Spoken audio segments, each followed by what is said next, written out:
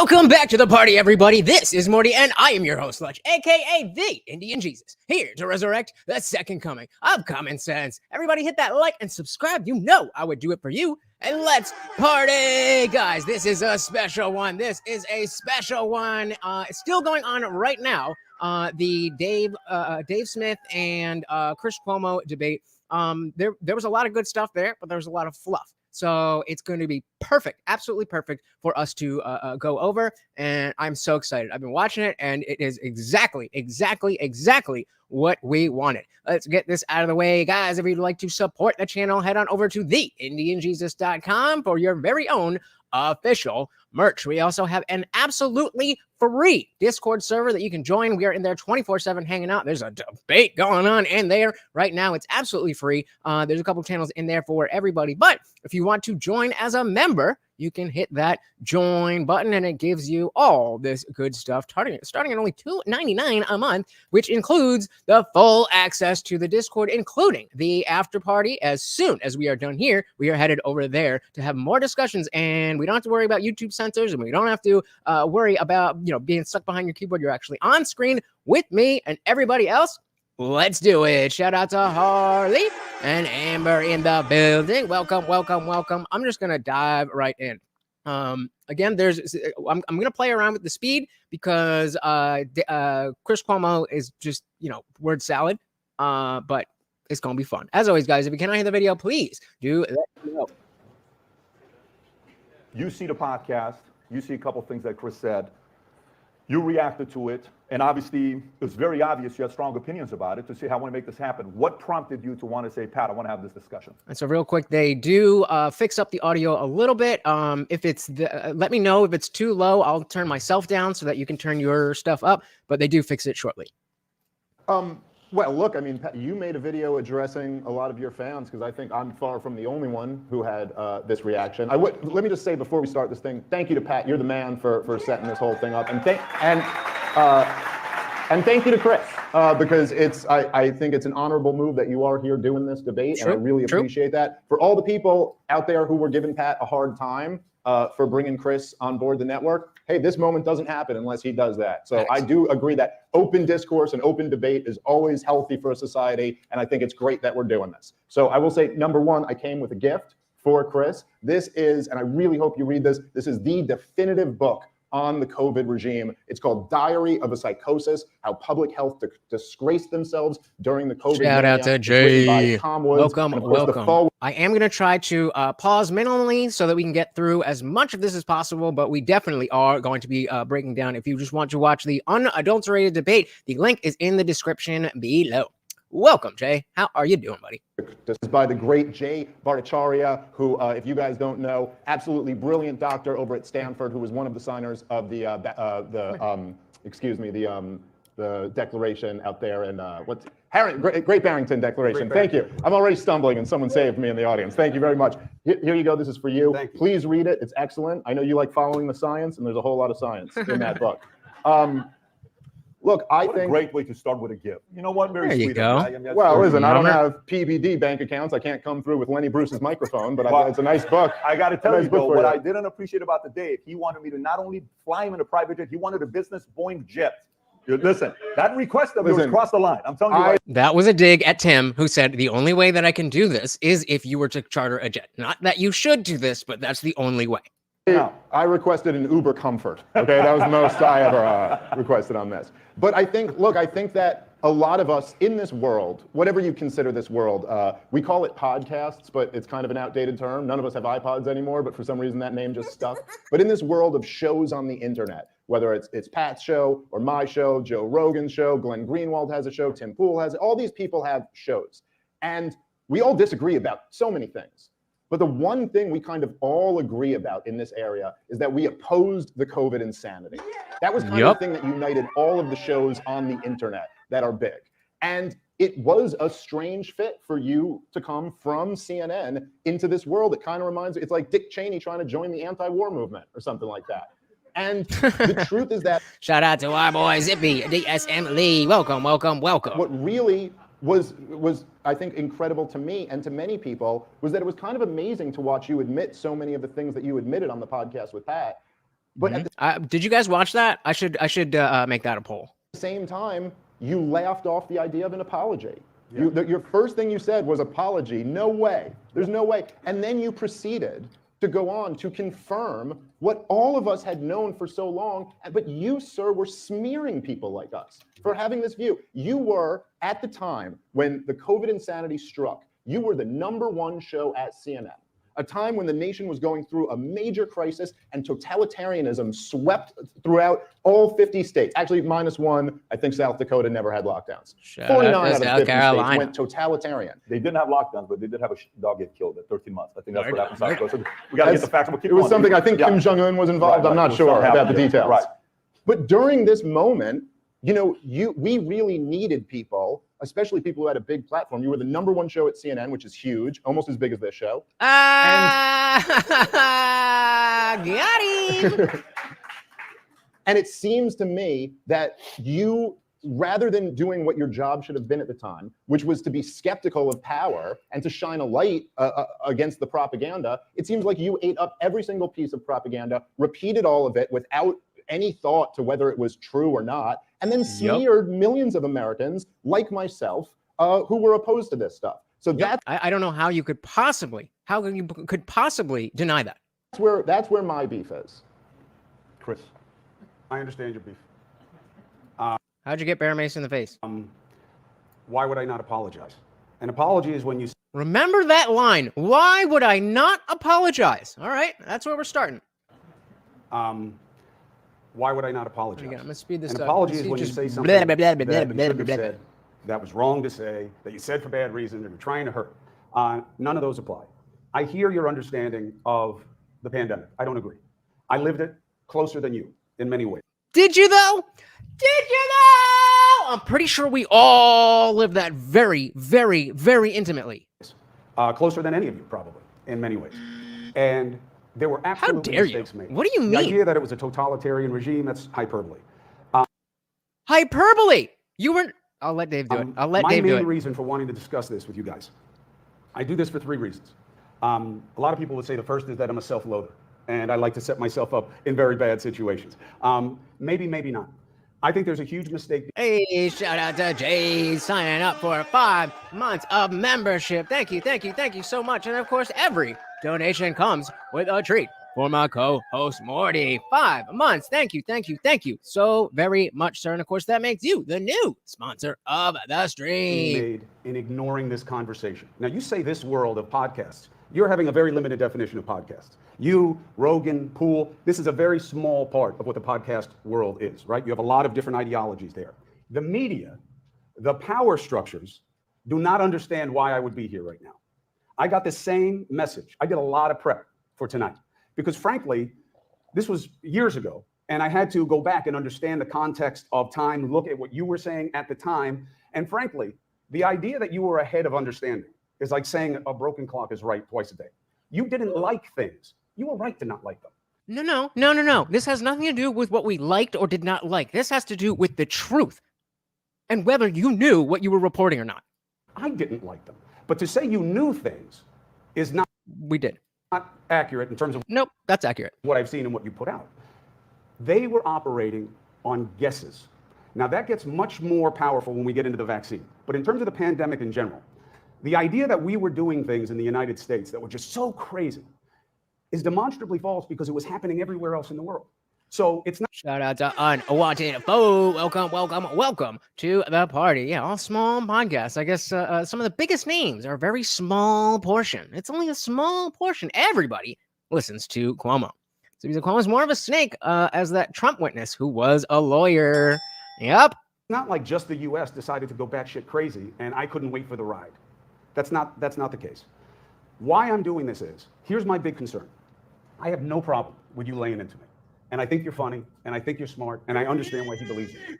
I do. Because I didn't know who you were. Now I've listened to 19 hours of what you do. Why you want to call yourself, as somebody who ever wants to be in politics, Legion of Skank, I have no idea why you want to identify with that word. But we'll talk. This is called poisoning the well. Well, you associate yourself with skanks. Like, it's the name of a podcast.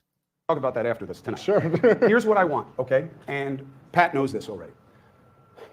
Do we know what the vaccine is doing in people's bodies right now? No. Do we know what COVID is doing in people's bodies right now? No. I talked this week in preparation to be with you guys to two different people who are Do you see why I'm speeding this guy up? the top of the He's not research saying ladder anything. of long COVID. That is a very pale distinction. They are paying very little attention to this. There are millions of people for whom COVID is not over.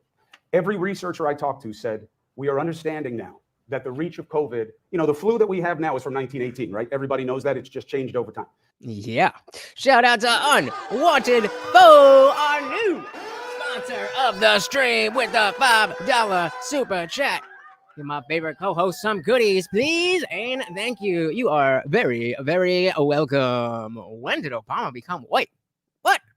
Shout out to Bryson. Welcome to the party. Good to see you guys again. We are playing around with the times a little bit to get as much of this in as possible. So I'm going to be pausing a little bit less than usual. Still going to be pausing and talking, but trying to get as much of this in. Speeding up Chris Cuomo because he's just talking ish. But we are in it. Reach of COVID, the flu that we have now is from 1918, right? Everybody knows that. It's just changed over time. They believe that this is happening with the COVID virus, which is in part why it's important to know where it came from, and they shouldn't have surrendered that. And we can talk tons about it, and I can talk to the dollars if it were Tony, but I don't believe that he should be the boogeyman in this. I think China's the boogeyman, and they can't get at China, so they go with Tony. But we'll have the conversation. I want people to recognize Tony's Fauci and get behind a common cause. That's why I'm here, okay? This is not set up to go well for me. That's okay. I've been beaten up by, people I'd rather be around much less than you guys. So this is a step up. There has to be a review of the entire pandemic, a 9/11 style commission, where you get people who Dave likes, who Pat likes, who scientists Thank you like, again, who Unwanted right likes, Vote. who the left likes. We did the same thing after 9/11, and it worked. None of them were currently in office. All of them were respected enough. They had a diverse set of opinions. They looked at the situation. They came up with a set of directives, and we followed almost none of them. So it can be flawed as well. Gotcha. You have to look at what you didn't like early on. Masks, lockdowns, understanding of the case structure, what we did in schools, what we did in communities, what we did with businesses. Then came Operation Warp Speed, what we did with that. Then came the implementation of the vaccine, how we did that, and why. Mandates. All of it should be reviewed, because I'm going to tell you something. No disrespect, okay? I study this all the time, okay? Do you know? Maybe, but okay, then what is it that you need that you think is so egregious that needs to be handled? Like, you were the one reading the news, so if it's so wrong, then you should apologize for saying the wrong things. Okay. Sometimes I'm taken out of context. I'm not vaccine injured. I had my symptoms before I got vaccinated. Could the vaccine be doing something to my body? Maybe. I don't mean to sound conspiratorial about it, but they do. That's just how stuff works. Speaking about how stuff works is not conspiratorial just because people don't like it. You know that what they didn't know, and I'm sorry if it's too in the weeds, but I tell you, we can't just talk around this with clever slogans and digs. It's not helping us. Clearly you cannot. We're not getting anywhere, okay? They now know that what they didn't know at the time with the vaccine development, even though they used it for AIDS and Zika and Ebola, they didn't know that when they put it in my body and they put it in your body, Never made it into mine. the rates. I said shit. Me too. Shout out to the pure bloods in the building. Welcome. Look, you can applaud it as a choice, but there are several facts, okay, that we know. One is they didn't know how much spike protein my body would make or for how long. Nobody Versus cares. his, okay? And that is huge in terms of deciding what kind of complications you can have. The idea that the vaccine is poison is demonstrably false. How do we know? Because of what happened once people started taking the vaccine here and everywhere else in the world. The correct pushback to that is, no, it hurt as many people as it didn't. That's bullshit. The correct pushback is, not everybody needed to take it. And you made everybody take it. And you shouldn't have. Yup. That is a legitimate grievance. Okay, then apologize. Don't know the answer to that. I believe that with the later variants, we now know that this vaccine didn't do what it did with the earlier ones. And they should have Oh, now we know. changed the messaging, and they didn't. We know Right. Who's they? You mean you should have changed the messaging and you didn't? I'm here to have the conversation. You tell me what you're upset about. I'll deal with it. We'll talk about why I said what I said. I have no secrets.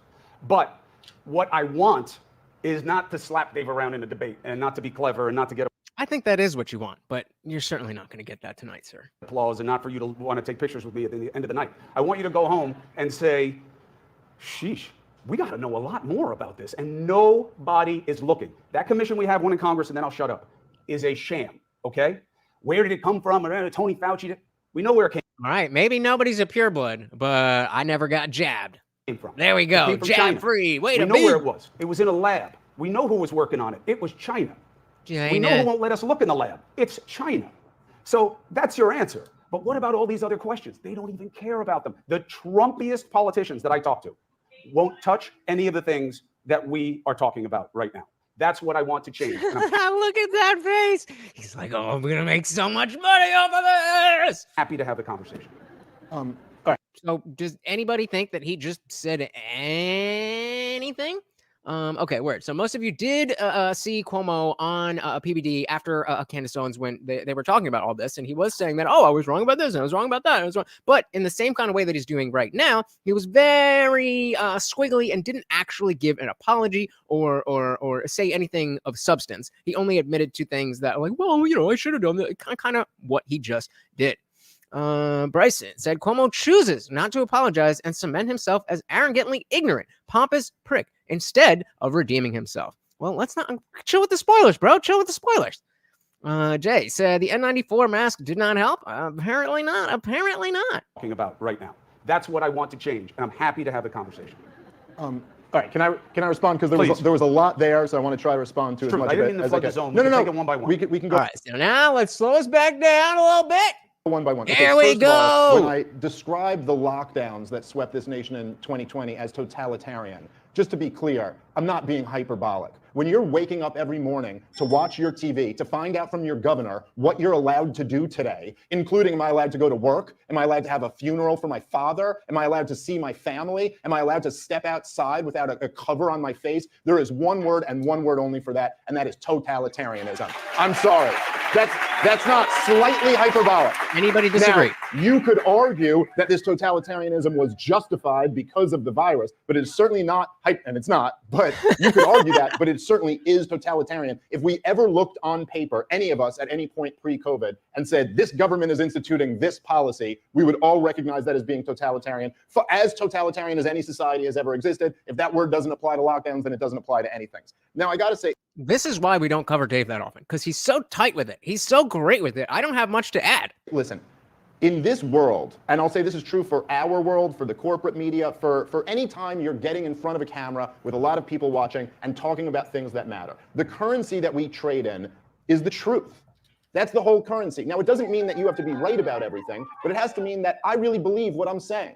And if I'm lying to the audience, then I've betrayed my most fundamental duty. Right. And I would also put as a subset of lying, if I'm pretending I know something that I don't know at all, and I'm taking a very strong opinion, and with 5 minutes of research, you could find out that this is completely false, that's another form of lying. Yes, that is. That's not necessarily lying by omission, because you're not keeping stuff away, but you're keeping information out of your head purposely so that you have plausible deniability. Well, I didn't know any better. I didn't know any better. Guys, if you do me a huge favor and hit that like button, it is free. It is easy. It helps out the channel so much. Thank you. Thank you. Thank you. Now, sir, you have completely shirked all of your responsibility, and now you're pointing the finger at China. By the way, you were one of the people who demonized Donald Trump for calling it the China virus at the time. Yep. Okay? So never forget how demonic they actually were, and saying how demonic you were. when it was convenient for you, you had no problem smearing someone for pointing the finger at China. Your entire network also called everyone racist if we speculated that it came from the lab. I mean, literally, I did a podcast, it was either in April or May of 2020, when it already became obvious at that point that the lab was at least a very plausible, like we found out that 3 of the people at the lab went to the hospital with COVID-like symptoms. And there was. And do you guys even remember why that's now an okay thing to say? Because an approved person said it. That's it. That's it. Jon Stewart went on to Colbert and said it, and now, oh, okay, now we can say that. People lost their livelihoods. People lost their livelihoods for saying that. And then Jon Stewart just goes on to Colbert, and now it's okay. Exactly. Holly Rose said people lost their jobs for not having the vaccine. Elders suffered and died in homes. People face criminal charges for being out in public. Children were denied access to education, and people were denied to gather in faith. Like, that is not okay, and that is textbook. As Dave said, textbook totalitarianism. No question. You know, like we found out that 3 of the people at the lab went to the hospital with COVID-like symptoms, and there was a lab where they were doing gain of function research, and it was like, man, this sure does look like it. I had to stop talking about it for 4 months after that because I would have lost my entire YouTube channel, like that was it. It was very clear if you said anything about that for months, you'd be shut down. During that time, you guys at CNN were just mocking everybody who. Let's keep the Discord conversations in Discord. You know what I mean? I didn't actually mean that. That was just a dig. Would dare say it was a lab leak, and then we were unable to defend ourselves, or those who did got their livelihoods I don't ruined. know what was Well, happening on YouTube. I just want to be clear. I was not doing that. When Donald Trump started off, he was calling it the China virus. Cold. No, not initially. Initially, he said it was going to go away. It was a cold. I don't fault him for that. He was getting a lot of mixed information, and I know it. I don't blame him for From who? From you? that. He will be blamed for it, not by me. Then it gets bad. That's when he started calling it the China virus. I said, I absolutely can be comparing that because there's the reason YouTube had no problem with the information. It's the government that went to YouTube and created a problem. If it was up to YouTube, they would just want more money. to him, in the beginning you said China's been great to us. You can Google it. You can have that great producer you have. Look it up. China's been great. He's going to regret that one too. Great. China's been working with us. Shout out to you, Rob. China's been great. Yeah, Rob, you're amazing. Then it gets bad for Trump. Trump then starts calling it the China virus. I have always pursued the lab leak. I have always talked about it. I have always said it mattered. You can check haven't. and find out. You just, that is not true, dude. You can boo, but remember, that's about preference. Yeah, but not No. Well, yes, it absolutely is about preference. A preference for truth. Chris, do you not feel any responsibility for the fact that during this time, in the greatest crisis in modern American history, that you're up there, and we'll get into the vaccine stuff in a second, but just sticking with the lockdown period, you are interviewing your brother, the lockdown governor, every day, giving him the most softball interviews. I remember at one point when the scandal with But they weren't news hold on, interviews. you got a nice big rant. So All right, let me in the middle of lockdowns. rant for rant. Sure. So in the middle of lockdowns, think about, this is more a comment on the network CNN than it is on you, but you said at one point a couple years later or over a year later. That's an important point that, and they do kind of get to this, but we do have to remember that Chris Cuomo is Chris Cuomo, who worked for CNN, and CNN is a different entity. When your brother had his scandal. By the way, I respect you for always defending your brother. I would always defend my brother. I understand that. But you said on air on CNN, you said, listen, I haven't been allowed to cover this at all because it would be a conflict of interest for me to cover it. Yet during lockdowns, every single night, CNN allowed you to have the interview of your brother without any meaningful pushback at all. Listen, I understand this is your family I'm talking about, and I don't mean to make things personal in that way. You kind of do. But You kind of do. No, he just said he's here to talk about the facts, and I'm not trying to do this, but it's a necessary aspect of this conversation. Well, you are actually. I think that is a direct projection. Sounds like that little comment comes from, well, if I could talk about your family, I would, Dave. Listen, I understand this is your family I'm talking about, and I don't mean to make things personal in that way. you kind of do. But I'm open to it. Well, no, I mean, I don't, but I have no other choice. Like, Well, you could be accurate, which is I'm being accurate. You're not, because nobody thought What did the I say that interviews- was inaccurate? Nobody thought the interviews I was doing with Andrew were news interviews. Well, no one I know thinks any. Fact, yeah. You know, I say that was Interviews- inaccurate. Nobody thought the interviews I was doing with Andrew were news interviews. Well, no one I know thinks anything on CNN is news. Okay. But I mean, how can you be saying that? You are the news. You are the news. Nobody thought it was actually news. Okay, so then you admit that you're just full of shit. You can't have it both ways. You can't have it both ways. That's fine. no, when it's on fine, the but cable news network, the presumption is that this is news. Hold on. How many people in this room thought that when I was interviewing my brother, it was going to be a hardball interview, and that's why you were watching? Because this is what Chris Cuomo is known. We weren't watching, buddy. I promise you. We weren't watching. Yeah, interviews on CNN aren't news interviews? Apparently not. Yeah, but that's the whole point. Come on. But that's the point. But he was other places giving interviews all day long. He was coming on at that time with me because people were enjoying the dynamic of getting some sense of familiarity and comfort. So start a YouTube channel. Or, do something other than make the news fun. It's not entertainment. It's not supposed to be entertainment. And this is the problem. And so you're directly saying, yes, all of the problems that you have with me and what I did, you're right. But I shouldn't apologize because reasons. In an uncomfortable time. That's what the draw was. He was getting asked questions all over the place. What I said I couldn't cover wasn't him and COVID. It was him and anything. Only just begun. It wasn't going to be a serious news interview. And what I was talking about specifically was not Andrew and COVID. It was his allegations. No, I know. Who wants to hear me talk about my brother's allegations and think I'm being No, it's a clear conflict of interest, That's what as was you about. interviewing him about Exactly. lockdown. Well, it's not like Exactly. The point is, if you can see that it was a conflict of interest in one place, why would you expect or think that it wouldn't be a conflict of interest in another place? And it's not even another place. It's on the same news show.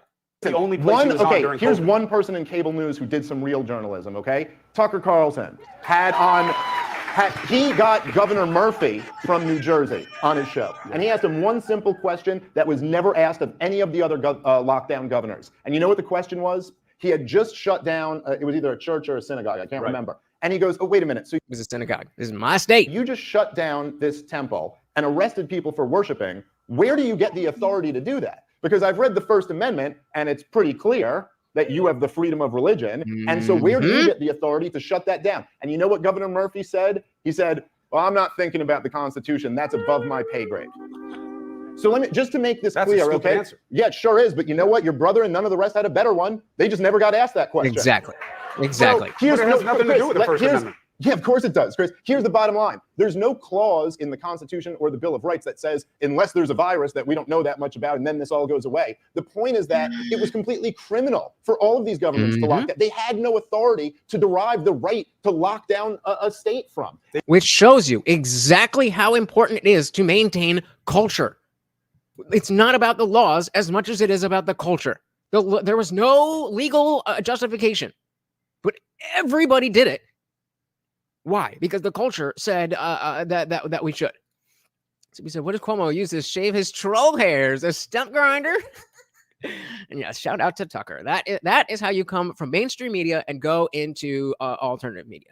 And they're going to show a clip later. But I mean, shout out. And I definitely think there is, we were just talking or just covering PBD and Tucker. And, all right, there's still a lot of skepticism there. What do these people really want? They're very clearly money people, so on and so forth. But you can still take them at some level of sincerity when it's earned. To lock down. They had no authority to derive the right to lock down a state from. And yet you, instead of anyone at CNN thinking, hey, if we have Andrew Cuomo on here every single night, maybe someone should ask him that question. They went, no, give him a cushy interview with his brother. Like, you don't find that incredibly corrupt? No, and here's why. No. See, it's not that he doesn't understand what people are mad about. He understands this is just the way it is, and you should be okay with it, and it's just your preference. There's no real right or wrong or good or bad or anything. It's just your preference. It's just your preference. Guys, again, if you could hit that like button, it is such a big help. Thank you. Why? Is that the only place that the governor of New York was? Is that the only access to media that they had to him? So your criticism really goes to all media, but really what it is an extension that you didn't like the lockdowns. It's not about whether there was legal It's you didn't like the lockdowns. No, I didn't like the lockdowns, but that's not what this is about. authority for them. That's why there's been no lawsuit in the lockdowns that has proceeded and won. Because it wasn't about the authority of the government to use emergency measures in public safety situations. It's about whether they should have. And I'm totally fine. And they should not have. But what does he say? To use emergency measures in public safety situations. It's about whether they should have. And I'm totally fine with that. And you saw them all. Totally fine with that. Shout out to Matthew King. Welcome to the party. Yeah, I'm surprised too, but I think this is, the only way that he's going to be able to even be the punching bag at PBD, at Valuetainment, is to go through something like this. And he definitely could have come out of this looking better, and we got this. All over the world, many more severe than they were in the United States and for longer. But is it worth reviewing? Yes. What I'm saying is that my criticism would be that your interest is about how it generates attention. And that's fine, but it won't fix. I'm telling you right now, if God forbid something happened again, we would be lost about how to do it differently. Hold on a second. More severe than they were in the United States and for longer. But is it worth reviewing? Yes. What I'm saying is that my criticism would be that your interest is about how it generates attention. You're a clout demon. That's it, Dave. You're just there for the clout. You're just there for the clicks. That's all you care about. Projection. We gonna get drunk tonight, ladies and gentlemen. And that's fine, but it won't fix. I'm telling you right now, if God forbid something happened again, we would be lost about how to do it differently. And you'd have a pocket of people, 25, 35%, who say, I'm not going to do it. And you would lose that case again. You know, it's really wild, Chris, for you to psycho. Yeah, right. Exactly. He specifically stated it's about the Constitution. He brought up Murphy and said it's so bad because he doesn't care about the Constitution. Oh, well, you just must want clicks. Shut up. Analyze me and say my interest here is in generating attention. You're the guy who, when at CNN, said everything to defend the vaccine when you were being sponsored by Big Pharma. And all of a sudden now that you're here on PBD show, you'll say the truth. No, but for I'm you not to sponsored by Big Pharma. No. I'm not your against the network vaccine. Hold on. You're not even listening to what I'm saying. You're attacking. See, again, this is why I can't cover Dave. He's just so good at this. My motive, saying all I care about is generating interest. Meanwhile, when those CNN checks were coming in, you said nothing that would have put them in jeopardy. But now that you're here, you're starting to tell a little bit of the truth. So hold on. No, it's not. That's not true. I don't. No, that's not true. I'm not telling any of the truth at all, anytime. Changed opinion about the vaccine.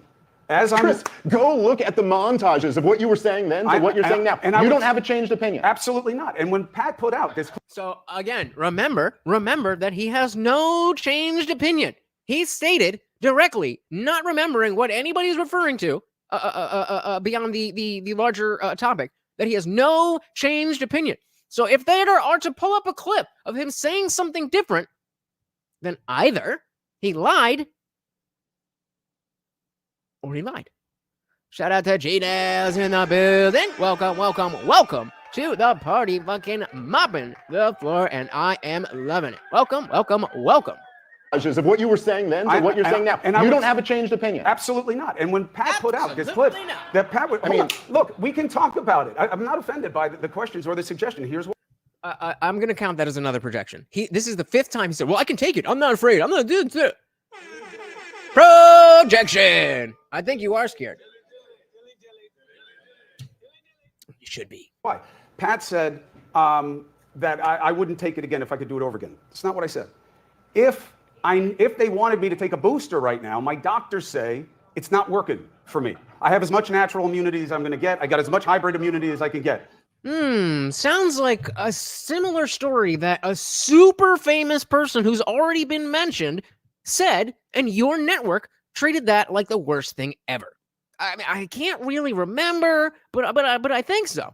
Shout out to the Plunge Cast. Welcome to the party. I will definitely check that out. Thank you, and welcome. Good to see you, brother. It's not working for me. I have as much natural immunity as I'm going to get. I got as much hybrid immunity as I can get. You make the same decisions. They don't have the mandates the same way, except with kids in school protocols, which again, I think should be on the table to discuss, because we are an outlier when it comes to our kids in schools and the vaccine. The vaccine, let's talk about the goalpost. What is your beef about the vaccine? Do you believe it didn't work? No. It certainly didn't work at all in the way it was sold. When we right. You have to define, what do you mean by work? Do you mean does what it was supposed to do, or does what you, Chris, not the media amorphous, you personally, Chris, what you said it would do? No, it did not work the way you said it would. You believe it didn't work? No. It certainly didn't work at all in the way it was sold. When we spoke and I asked you about the vaccine to qualify this and clarify it, I said, if 2026, the second COVID comes in and they mandate taking vaccines, would you take it? You said no. I thought we're talking about, like, if they need me to. I didn't get it. I didn't know what we were talking about. They taking vaccines, would you take it? You said no.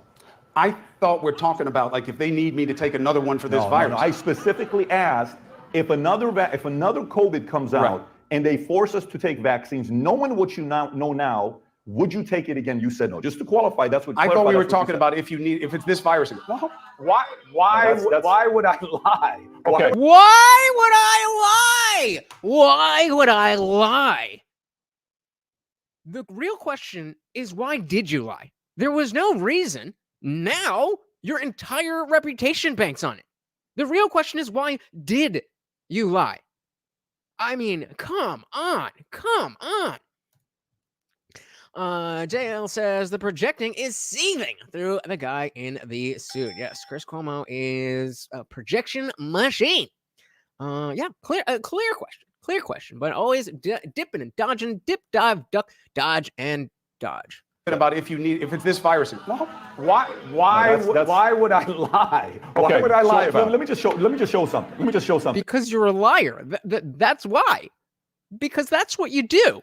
Guy, I want to show something because you said a couple things here. For me, you have to know I'm America first, period. I'm about us figuring out a way to make this the greatest country in the world and keep it the greatest country in the world. That's what my priority is, period. Shit. My kids are here. I have 4 kids here. We all have kids. We're all family folks. We want to make sure this place is a safe place and the greatest country in the world. Now, you said something. I got the question for you. You said they tried to make Fauci the boogeyman. Yes. Right. Brother, when 9/11 happened, the one thing that they did during 9/11, they made somebody else the enemy. We all came together. Yes. During COVID, they never made China the enemy. Pelosi went to Chinatown claiming how racist it was for what Trump did. And instead of making China the enemy, we made Trump the enemy. And America became divided. And that's why we have the shit show that we have today. So when you're saying like now we want to make Fauci the enemy, right? I have a problem with that because look how wild. Wait, those are two different things. That Rogaine for men, I hear it works. I don't know. Punchcast said we had rolling lockdowns in New Zealand and we were treated like ish, lost jobs as some comic book villains. Yeah, as they were acting like comic book villains. Exactly. I mean, I don't know how similar New Zealand and Australia were, but like the Australian camps, which they were, I did not ever think I would see that in my life. I genuinely did not. Not in a first world country. Fauci the enemy, right? I have a problem with that because look how wild. Wait, those are two different things. Explain it to me, Pat. But it's not two different things. How? Because you just said, you said, instead of making China the boogeyman, we're making Fauci the boogeyman. Yes. Yes. In 2020 March, instead of making China the boogeyman, we made Trump the boogeyman. Bingo. That's what you did. CNN did that. No, that's not what I did. So CNN didn't make Trump. How can you possibly say that where do you think Orange Man Bad comes from? Again, we're not again. This is beyond the amorphous. Oh, the mainstream media. It's you. It's you. It's you. Trump the boogeyman. Trump has always been the boogeyman for most of the media. Right, but okay, that makes sense. Well, no, I didn't make him the boogeyman. He made himself the boogeyman. So CNN didn't make Trump the boogeyman. Trump has always been the boogeyman for most of the media. Right, but it wasn't about COVID. Well, I'm just telling you, it wasn't about COVID. Well, he certainly was the boogeyman. Yes, he was the boogeyman far before COVID. Sure, when you guys were repeating mindlessly every day that there was some giant conspiracy with Trump and Russia, and leading the entire country to believe that our election had been stolen by a hostile foreign power, and that Vladimir Putin had, and once again, like we won't get out of you tonight. Not once. And if you're talking about Cuomo and PBD, I'm starting to think that PBD never thought that Cuomo was going to be good for valuetainment, except as a punching bag, except for something like this. I mean, it makes sense to me that he'd just be like, oh, well, nobody else is going to pick him up. Let's take him, act like we're going to be friends with him, and then sit Dave on him. I mean, it doesn't look like they're on the same team. Punchcast. So we had protests and camps at the Capitol, and funded agitators caused havoc. We did not get camps, but Horseface was following. Horseface, is that AOC you're talking about? Was following her Canadian commie friend Trudeau, damaging the goddamn world. Damaging the goddamn world from the bottom up, the top to the bottom. Insane. Hey, shout out to the Funk Master General. Welcome to the party. Coming in hot with that $10 super chat. Thank you. And of course, every donation comes with a treat for my co-host Morty. Funk Master General said he lied for the same reasons he's sitting there right now. Money. He has no actual skills. Spot on. I mean, well, no, I'm going to disagree with you. He definitely has the skill of playing that dumb person who understands enough to know that they're dumb and not see there's anything wrong with being that dumb. He can see that, well, yeah, I was wrong and I didn't know. But like, that's the problem. You acted like you did. That's the problem. Welcome the Funk Master General. Thank you. foreign power, and that Vladimir Putin had, and once again, like we won't get out of you tonight, not one apology from anyone at CNN when it turns out there was zero evidence that that was true. And you could say we just guessed right, but all of us who were paying attention knew from the very beginning that this was totally made up. And of all the things you could say about Donald Trump, how could we know right from the very beginning that it was totally made up? Reading, paying attention to doctors who were not allowed, according to you. Pretty simple. Because it was the most absurd claim ever that when the CIA comes out and says Vladimir Putin has overthrown our elections and installed Donald Trump in there and presents zero evidence to back it up. That's not the investigation. That's not the allegation. Well, no, but it was what people on your former network said daily. Listen, it was what people not on only MSNBC have said I never daily. said that Russia put in Trump. So I've never had anyone Chris, on my show who Chris, said let's Dave. just be honest here for a second. Go ahead. Are you going to genuinely tell me Yeah. that CNN and MSNBC did not every day for 3 years give the impression that Donald Trump was involved in a conspiracy with the Russians? Of course they did. Will he own up to it? We know we're not getting an apology. Will he at least say yes, but because there's a reason? Will he at least say there's a reason? Did not every day for 3 years give the impression that Donald Trump was involved in a conspiracy with the Russians? They absolutely covered the investigation into Donald Trump from a special prosecutor every day. MSNBC did it differently, I would argue, than CNN. Why was that special prosecutor appointed? Why was it appointed? Because the Attorney General thought he should be. Here's why. And he admitted it himself on 60 Minutes, if any of you guys want to go back and listen to it. Andrew McCabe, the number 3 guy at the Justice Department, said, after Donald Trump fired Comey, these are his words, not mine. After he fired Comey, they decided to try to invoke the 25th Amendment to remove him on the grounds that he was unstable. And they realized they couldn't get enough of his cabinet to do it, so they settled on a special prosecutor. I forgot about that.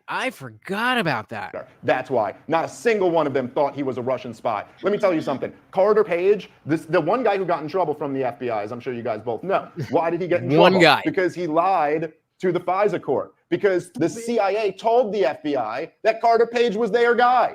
They knew he wasn't a Russian spy. The whole thing was complete nonsense just to frame Donald Trump so he couldn't get his agenda through. And CNN ran with it every single day. Unquestioning. CNN would be dead if Trump had a second term. Like, even though he would still be in office right now, CNN would be dead. I don't see it the same way. Obviously. I don't think it was about keeping Donald Trump from having an agenda. I do think there is a problem with prosecuting political opponents. And I do think that both of the parties engage in it. And I think it's another signal that the party system has to die. I agree with that. There is no world in which you could be skeptical to the extent that they're sharing information with you. But when I am. you have a special prosecutor, right, or special counsel, whatever you want to call it, and they are doing an investigation, you're going to cover it. And you're going to look at the information that they're saying coming out. And of course, there's always copious leaks because there are politicians involved. And you're going to do it. Fox did it also. And they started doing it less and less as they believed that it wasn't working for their audience, which I understand the consideration. You can judge it any way you want. MSNBC, it was working very well. For CNN, it was more of a balance. But the idea, it was. Because look, I had a show there. And CNN ranged from Democrats who hate Donald Trump to Republicans who hate Donald Trump and everything in between. Look, they were one of the only people who put Republicans on the payroll to talk about Trump. Which Republicans? You certainly didn't get that at MSNBC. We had Santorum. Right. You don't like him either? No. He liked Trump. Who likes Rick Santorum? He liked You heard it. You heard it right there. You heard it right there. Trump. You don't like him either? No. He liked Who Trump. likes Rick Santorum? He liked Trump. He liked Trump, so, good Trump guy, good guy, good guy, good guy, good guy, good guy, no?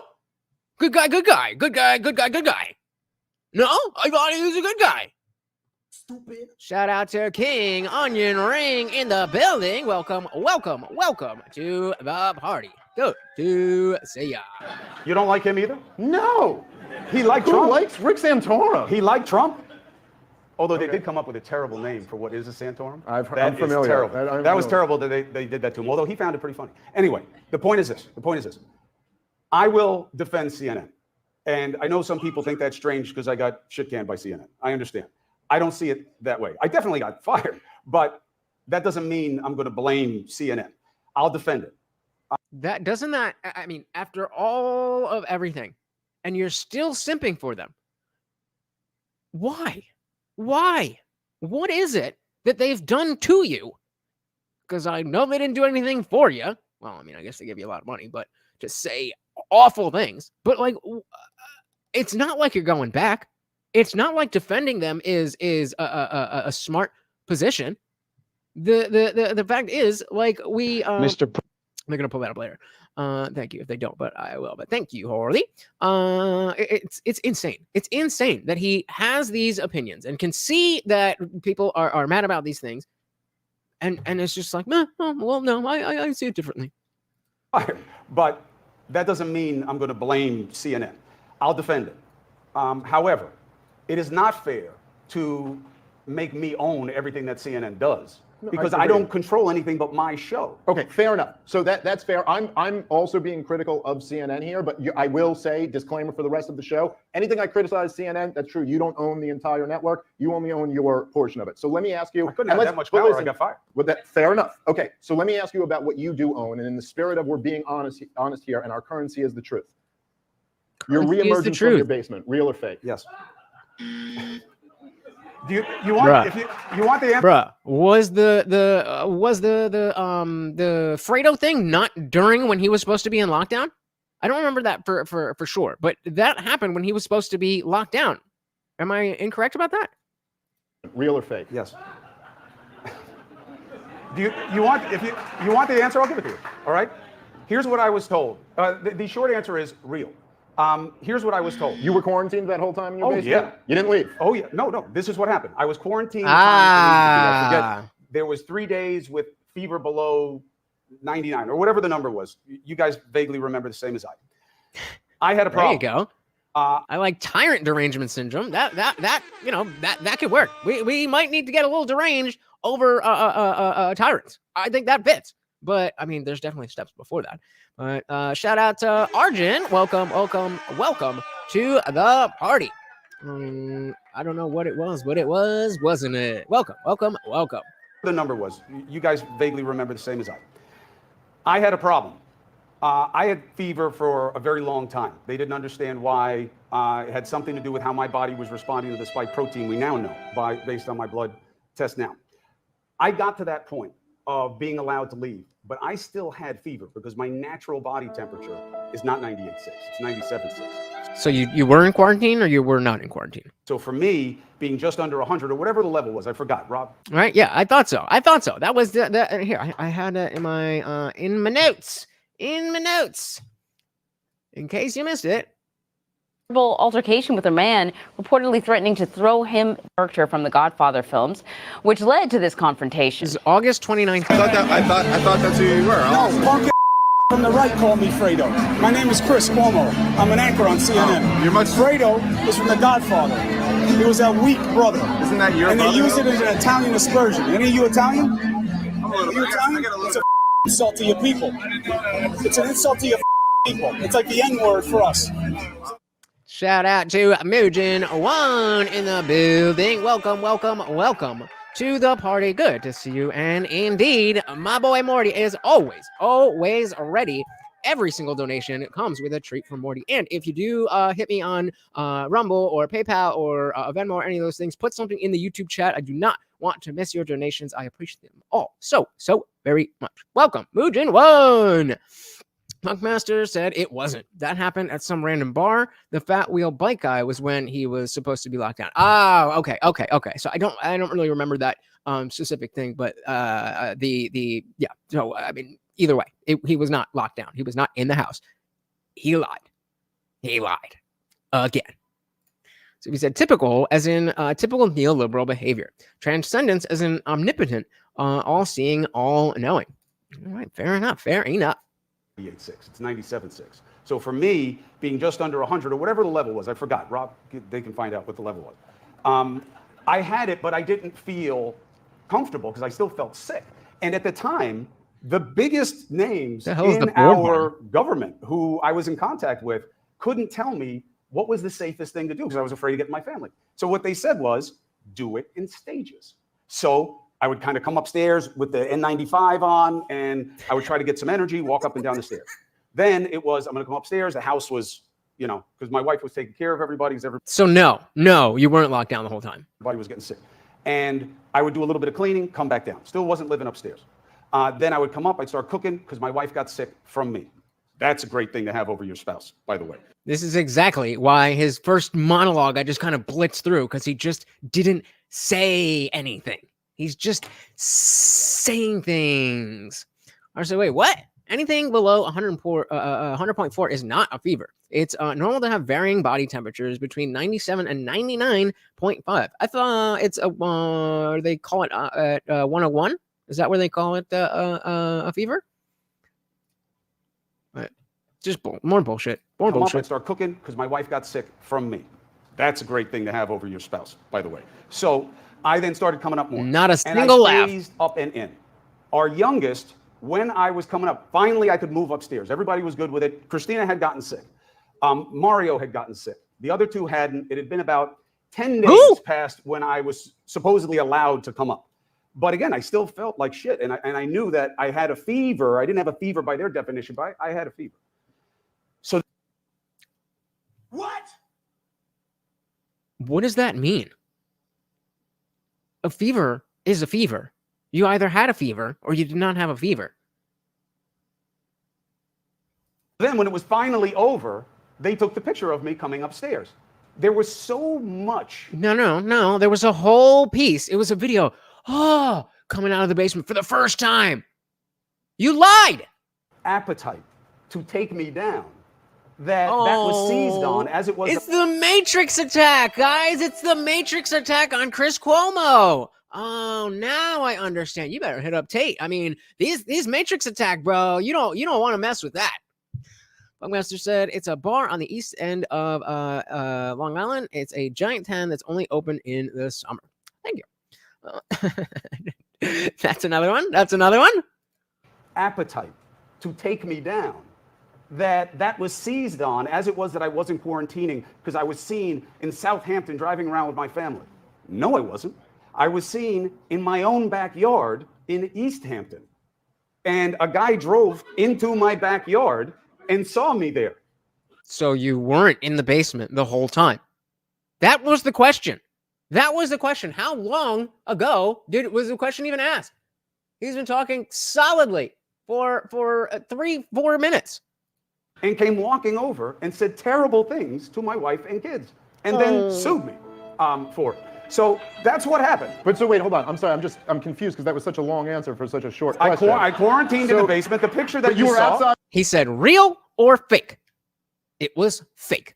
With your family in the middle of it. No, not in the middle. It was after the period where they said I could come out, but I didn't feel right about it, so I was doing it in phases. And the photo was from when that's it. I'm not staying in the basement anymore. I could be back up. I can sleep in my room. I can do everything normally. So that was. You're telling me that that guy, his Rob, what is that? What is that picture? That's me coming out of the basement. That's a good point, Harley. If you're outside 100-degree temperature and you feel warm, does that mean you have a fever? Obviously not. After this, his confrontation with you? Yeah. Okay. Yeah. Wait, I just want to hear that. In my room, I can do everything normally. So that was. You're telling me that that guy, his Rob, what is that? What is that picture? That's me coming out of the basement. After this, his confrontation with you? Yeah. Okay. Was there not a video that went along with this? Am I just confusing myself like I was with the Fredo thing? I could have sworn there was a video with this. Yeah. And look, the confrontation again. Look, you and I live in different media realities. Or I might just be thinking of CNN reporting on the photo of the video and saying that it was his first time ever, which again is a lie. Yeah. And look, the confrontation again. Look, you and I live in different media realities, okay? There is a currency to taking people down in the media, okay? I mean, podcasts aren't strangers to that either, certainly the Skank one. But it's a different reality for us, okay? They want to take you down. And during COVID, people were pissed off about what was going on. I was one of the people who they blamed. And they would come after me. Well, I had people come after me for not wearing a mask when I took a job. Well, listen, I mean, why do you, I think Dave's going to go there, but while I have the opportunity, why do you think that is? Why do you think people were mad about you not wearing a mask? It's like they heard it over and over and over and over and over and over and over that if you didn't wear a mask, that you're a bad person. I don't know where they would have heard that. All right, here it is. The official. I knew it. Reentry. Thank you, Harley. From the basement. Wait, complete. We got captions. Yes. All right, here it is. The official reentry The from the official basement. re-entry Cleared by CDC. A little sweaty. Just worked out. Happens. in the basement, of course, not outside. This is what I've been dreaming of, literally for weeks. Literally, My wife, a week? She was cleared by the CDC. She doesn't have fever. She doesn't have the symptoms anymore. More than 7 days from her quarantine. We're still a little scared, so I'll just give you one of these. Just give you one of these. Just give you one of these. Just give you one of these. Yeah, Bella is, of course, taking the video. This. In case you didn't realize, that is a very clear virtue signal. Oh, I'm doing this. I'm doing this. Is the dream, just to be back up here doing normal things. Thank you for being so nice to me. Thank you for taking care of everything you had to. Thank you for taking care of me. And Bella, thank you for stepping up and now adding family videographer to your resume. I'm going to assume that was a dad joke, but this could have been a legitimate thing of, hey, I'm one of you. I had to experience this, but why did you have to lie and get the extra 10% there? We understand that when we look at the news, that you're not just living a humble life like the rest of us. You don't have to pretend. The fact that you don't, or the fact that you do pretend and try to be like, no, I'm totally one of you guys, is what leads us on to know that you're full of shit. After me. Well, I had people come after me for not wearing a mask when I took a job. Well, listen, I mean, yeah, because you were a part of this corporate media apparatus that was shaming everyone who wasn't wearing masks outside, even though it was completely anti-science, rooted in nothing but pseudoscience. And might the reason be that so many people were angry at you guys? Because this is always one of the things that's been really fascinating to me. And I worked for CNN, or I worked for Turner for about a year. This is before COVID. It was in 2017. Before it goes on to that, Plungecast makes a great point. Imagine pretending to lying in front of your kids, and they know that you're lying to the, not just to, like, you know, your own TikTok followers, to the entire country, and by extension, the entire world. Well, those kids are gonna keep getting pocket money for life. Shh. That was always really fascinating to me in to get a sense of the culture in that building. Hey, shout out to Marjorie Wolcott in the building. Welcome. And, you know, by the way, before COVID, trust in media had evaporated and reached all-time lows. After COVID, the corporate media will never recover. I mean, they are done. And it was always interesting to see how people at CNN would grapple with that. I mean, when Jim Acosta was sent out to Trump rallies and they'd be screaming, CNN sucks. And then there'd be these segments on CNN about what a hostile environment it was for Acosta, you know, and this poor guy. And then every week, Brian Stelter would have a different show about why no one trusts the media anymore. And the report would always be, we're doing a great job. It's just this misinformation online. It's just Trump. It's just everyone else. And no one in the corporate media world, because they're insulated in such a bubble, seems to be capable of recognizing that the reason is you. Exactly. And this is what he just said is being proven in front of your eyes in real time. While he's bringing these things to Chris Cuomo's face. Chris Cuomo is not a supporter of merely a supporter of CNN. He is not just some guy who likes Biden. He's not, and he is words came out of his fucking mouth into your face. And what he just said, they're incapable. They're incapable of accepting it, of understanding. What we got?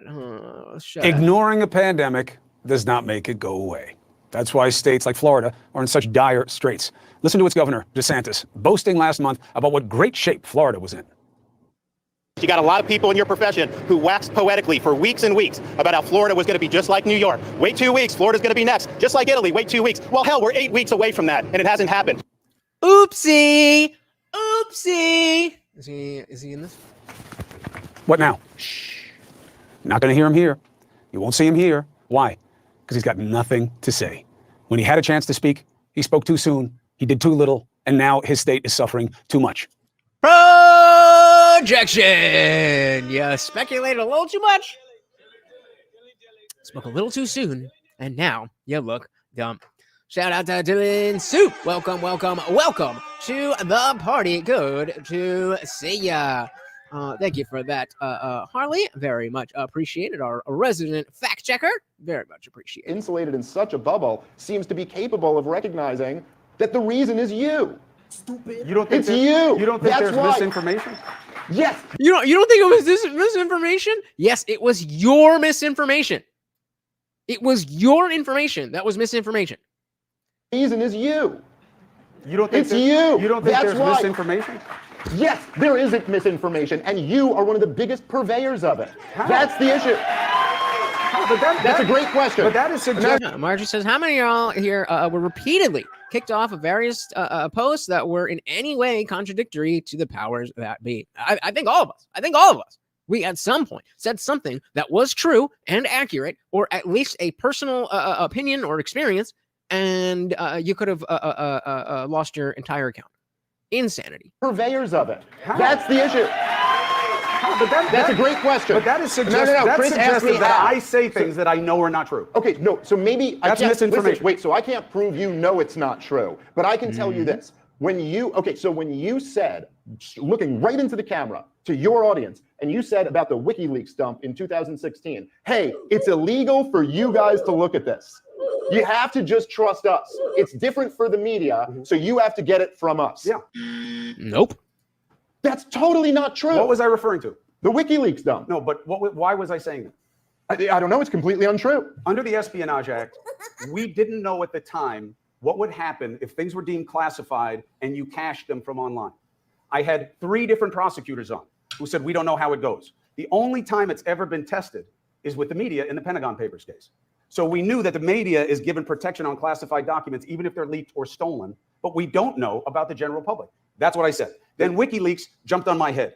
Okay, that's what I signed up for by being in the media. I then Fifth time. He's like, oh, well, I'm so tough. I can take all of it. I mean, I get more hate than anybody. And it's totally unfounded, but I'm a strong, tough guy. Come on, man. I was shut down in a comic stream for saying the virus is from Wuhan way back in April. None of them ever apologized for it. Yep. And I wouldn't expect that apology. said again, we released all of the things as they came out. All of Podesta's emails went right out. We never censored any of them. So all I was saying is be careful, that we don't have to be as careful because we know that if they come after us for what we do, we'll get protection. I don't know about everybody else. I'm sure CNN, but that's the explanation. CNN would get protection. I'm sure Julian Assange won't. Doesn't matter whether you're a journalist or not. It's illegal to leak classified information if you're in the government. It is totally legal for any of you to read it if it gets leaked, and this is just not true. And well, no, hold on. It is. Hold on. I love that Dave is. I think Dave's doing fantastic with this. I think he is, going hard where he needs to, but not being arrogant or just taking dunks for the sake of it. I think this is very, very well done. I'm going to ask you guys. It's true hold on. Listen, this matters. Do I think you should be able to download it? Of course. It's not even a question. It's easy. Does it get a little weird? Yeah, it gets a little weird because are we encouraging people to steal things and do things? No, I don't think so. But if it happens, I think you should be able to get it. If it's available, you should be able to get it. Is that a little sticky legally? Maybe. The Espionage Act is not that clear about it. That was my concern. It wasn't listen to me and nobody else. Okay, I've never played that game. But that if you said that, even if you meant something different, you still said that. That is what you said. I know, but you are making it mean something. Well, the thing is that's why I'm here. I will tell you what I meant. Even in the Julian Assange case, by the way, if you guys want to look into the details of it, the claim that they're trying to make was that somehow he was involved with Bradley Manning on the actual tape, which is not true at all. But even they won't just say he wasn't allowed to read the classified information once it was leaked. One of the reasons. Shout out to Guam Jack. Welcome to the party. You missed a little bit, but there is plenty more. CNN anchor Harley, what do we got here? The Chris Cuomo has been fired. The network says that it terminated Cuomo after a review by a law firm. And a former female colleague has now come forward accusing Chris Cuomo of sexual misconduct. He denies any wrongdoing. ABC's Phil Lipoff is in New York. So this is what, December 5th, 2021. Tonight, CNN host Chris Cuomo is not only out of a job, but now facing an allegation of sexual misconduct. Deborah Katz, an attorney for the accuser who wants to remain anonymous, did not give details about the alleged misconduct, saying her client's decision to come forward began when she watched Chris Cuomo say this on his show in March about the sexual harassment allegations against his brother, then Governor Andrew Cuomo. I have always cared very deeply about these issues. Katz says in a statement, hearing the hypocrisy of Chris Cuomo's on-air words and disgusted by his efforts to try to discredit these women, her client retained counsel, and last week they reported the allegation of misconduct to CNN. Now, again, this goes back into, the sticking up for your brother and stuff, and that's definitely a gray area. But still lying. Shout out to LS in the building. Welcome. Who wants to watch a debate about gain of function modified virus in a level 4 biosafe lab that was intentionally, I don't even know if I can say that. So welcome to the party, but not trying to get taken down. Welcome.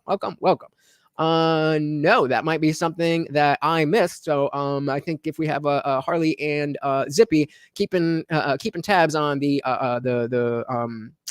rest of what we missed as we started, if there's anything big there, let me know. But I intend on going for a minute, and yeah, I intend to keep going. Just say he wasn't allowed to read the classified information once it was leaked. One of the reasons we kept interviewing Assange is because we didn't know that was true or fair. So why is it, Chris, when you make these mistakes, they always go in one direction on the behalf of powerful? Like, you never seem to make these mistakes where it's just like, oh, by the way, guys, we don't know about this vaccine. That never came out of your mouth. Listen, when you were smearing everybody like me and my family. For what? And me. Who wasn't taking it. For what? Here, again, at the beginning of the pandemic, okay, they came up with this vaccine during the Trump administration to flatten the curve with the most vulnerable people and to stop what was happening. 14 days to slow the spread. For instance, I see Cuomo and others adapting and incorporating themselves into social media. I don't. We already saw what happened with Don Lemon. We saw the difference between how Don Lemon fared and how Tucker fared. So you're not just going to adapt. The people are much more directly involved with what you have to say when you don't have the backing of a huge establishment news company as well as the government. So I don't see it. I think Tucker made his name on social media despite the fact that he was in the mainstream media. Yep, you're good. You are good. Trump administration to flatten the curve with the most vulnerable people and to stop what was happening in the healthcare system. And everybody remembers this. You can laugh and you can have fun with it because it suits your politics. But there was panic. There were bodies in trailers all over the place. Oh, come on. Like the bodies and the ventilators and the no. It was the nursing home. Oh no, it was both. That's your family. You're talking by late 2020? No. I'm talking in the heat of it, when they wanted this vaccine, when Trump was getting all this praise for making it happen, which I believe he deserved. Yeah, me too, which is why all you and all your minions, like, I'm definitely not taking that. I won't touch it. No, I'm Kamala Harris. And, there's a shot. Okay, and it is from Trump. Okay, and Trump is bad. So, therefore, the jab is bad. I want to post that under Trump, the left was against the voluntary Trump vaccine, but under Biden, it was a full steam ahead for mandatory vax. Yeah, I mean, just blatant hypocrisy and lying. When they wanted this vaccine, when Trump was getting all this praise for making it happen, which I believe he deserved. So that's what they wanted to do. The vaccine with the first 2 iterations of the virus absolutely accomplished what they wanted it to.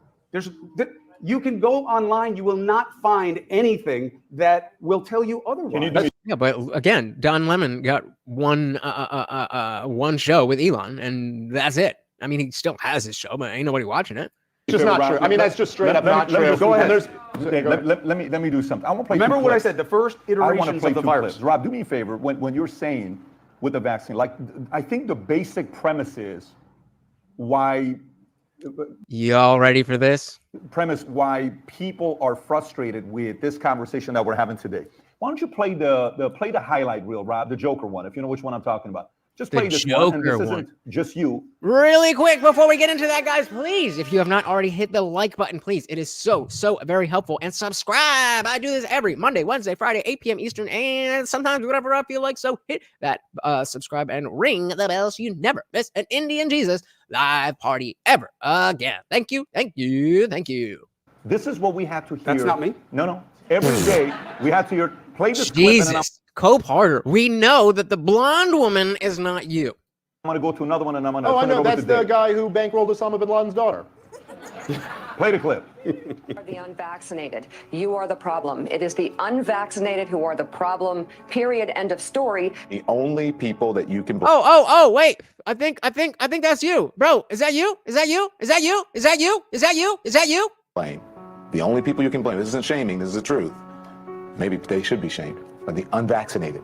They should be shamed. We should be shamed. We're such horrible people. It's time to start blaming the unvaccinated folks, not the regular folks. Anyone you came into contact with will blame you, as will the rest of us who've done the right thing by getting vaccinated. Well, they'll blame me because you just told them that.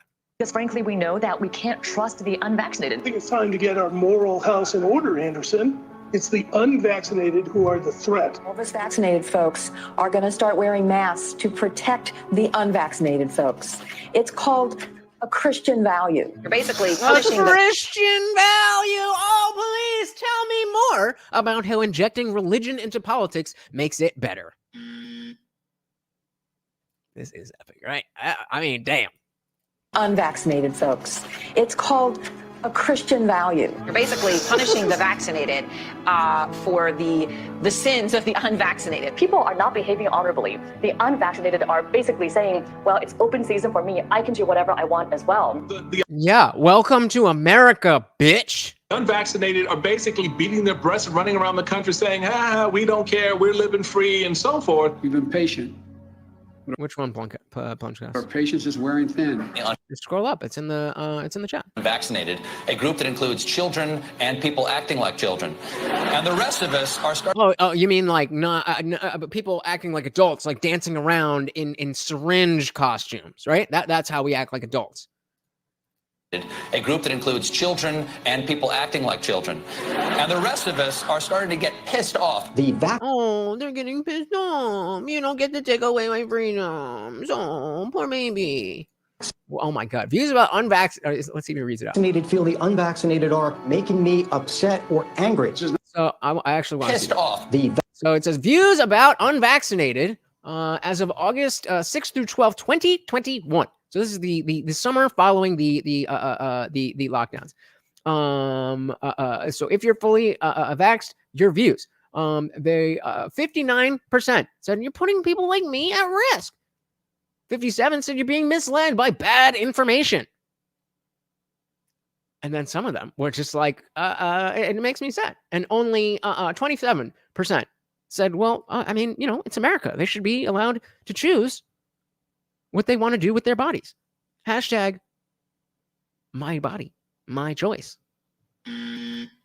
Vaccinated feel the unvaccinated are making me upset or angry. This is not about freedom or personal choice. Well, my freedom is being kind of disturbed here. No. Oh, my freedom is being disturbed. Your freedom. And there it is. There it is again. Screw your freedom. The day Howard Stern weighed in with a much. Actually, no. That's what makes me better than you, Arnold Schwarzenegger, who's done everything that a man could do on this earth. That despite the fact that you said, screw my freedom, I will still fight for yours. Context of the constant fear-mongering with a death counter were the things that were pissing me off. Yep. I said this was horrible for people like me. I didn't take the vax because I suffered a vax injury the year before. How dare you? You're a terrible person, Harley. Listen, I mean, obviously, you're just a bad person. Different approach. Take a look. When are we going to stop putting up with the idiots in this country and just say, it's mandatory to get vaccinated? Their freedom. But you're treading on our freedom and making other people sick, and really, you're killing other people. Nope. I don't remember when the word vaccine meant you would be immune from the virus. I don't remember that. Not with this one. Anti-vaxxers, they seem to have a thing for death and home remedies. The anti-maskers turned anti-vaxxers are not just putting their own lives at risk. If that was the issue, we could just say that we can watch them compete to win place or show in the Darwin Awards. That would have been great. I would have loved that. We have to start doing things for the greater good of society and not for idiots who think that they can do their own research. And don't get me started on the lunatics who won't take any of the COVID vaccines. This is, I don't like to talk about people when they're not, like people, not like the people in the video, but shout out to our boy, David, who's been on the channel a number of times and fosters really good debates in Discord. But I just don't, it's not so much of a surprise that he can be, like such a down the road liberal when this is the messaging. Like, I want to be angry, but it just makes too much sense. A shout out to Galen Spy over on Rumble. Guys, if you are on Rumble, Facebook, Twitch, any of those places, say hello. Join the conversation. Yeah, the word changed in 2020, just like gain of function changed in 2021. Lies, lies, lies. Where are the apologies? That is all we need. And I put in the chat of this thing, I personally will accept an apology if it is offered. I'm not trying to hang on this, but you did something wrong. You aggrieved a lot of people, and you want to just forget that it ever happened. Honestly, I didn't hurt anybody. I still wore a mask, avoided going out in public unless necessary, and stayed home if I didn't feel well. I had no ill will to those who did or didn't, but I was still bad. I'll do you one better. I was a frontline worker right at the beginning, before the lockdowns, when anybody knew what was going on. I was a frontline worker, and I was a hero. And for 2.5 weeks, I was dealing with people faced this far away from me. But this is before the plexiglass. This is when we were wiping things down with wet wipes. And I was fine. So I made a personal decision about my medical history, about my medical choices, and I'm a bad person. I don't get it. Yeah, one of us said no apologies and went straight to, we need to forgive people for trying to force the vax. Yeah, remember never forget the Atlantic article. Pandemic amnesty. It's time for pandemic amnesty. No apologies necessary.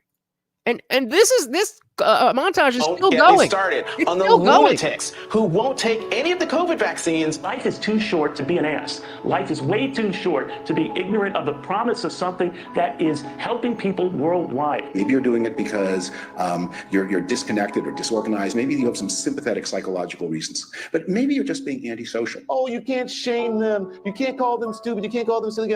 Yes, they are. Oh, Don Lemon called me stupid. Oh, no. What a smart guy. Those who are not vaccinated will end up paying the price. The unvaccinated should be taxed.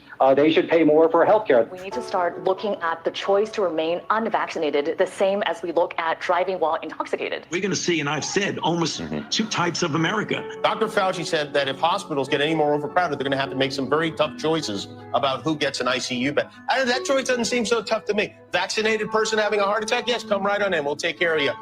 That's hurrah. Shout out to Anne Marie. Welcome to the party. It's an apology. It would be an admission that he's wrong. Sounds like all he's doing is defending himself. It's worse than that. It's worse than that because he is saying, yes, I was wrong in certain areas and kind of and this and that and that and that. So he is admitting that he was wrong, but he doesn't feel like he needs to apologize. And he says that directly. Shout out our boy Guam Tech for the $10 Venmo. Very, very, very much appreciated. Let's get a big thick boy in there. That's right. Every donation comes with a treat.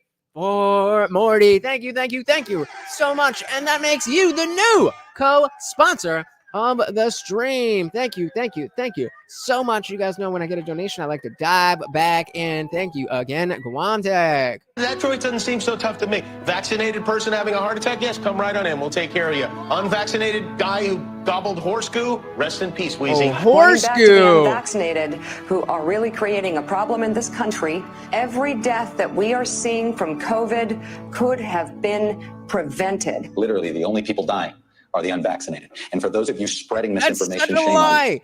The only people dying are the unvaccinated. The only people dying are the unvaccinated. Are they though? No, didn't think so. Shame on you.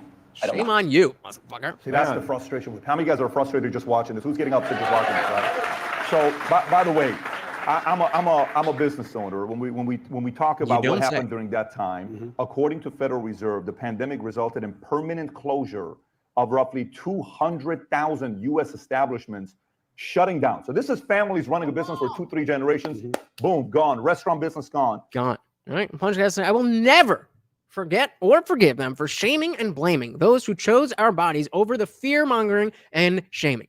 I completely agree. There's no reason to. They are not apologetic. They are not remorseful. And they pretty much say they are willing to do it again. They are willing to do it again. And some of them are looking for a reason to do it again. Insane. JL said, antisocial? Why do you think they were? Unable to come into any place without a mask or a vax card. Real life totalitarianism. Just like Dave said in the beginning. So my high school was based. They laughed and mocked those scared of it. There we go. There we go. Gen Z coming up, doing it right. Gen Z coming up and doing it right. What about Crystalia? Bryson said the only reason I wore a mask is for the comfort of others, which is actually for my own comfort. I don't want to have to deal with the BS when buying milk. And I can definitely appreciate this, but I do have to point out the reason that those people would feel emboldened to give you BS is because you gives the reason that someone would be willing to give an unmasked person BS is because people like yourself who didn't want to wear the mask but just went along made it seem like they had the larger numbers. And it was just the crazy conspiracy theorists. And then they get to the vax mandate. So I will say again, as I do, whenever I get the opportunity, they cannot get to a vaccine mandate if you won't wear a mask. They cannot get to a vaccine mandate if you won't wear a mask. Now, obviously, if airborne Ebola is coming over, do whatever you want. Giggling Spy says, seems like there would have been a few of us unvaccinated if that were true. Absolutely. I remember at the beginning, I specifically said to my dad that, I don't really think this is a big deal or whatever. I've never gotten a flu shot before and I'll be fine, but I'm sure they're going to, make it annoying and I'll just get it whenever it becomes inconvenient. That was my starting position. Giggling Spy is on point. That was my starting position. But because of all of that, I was like, something here is fishy.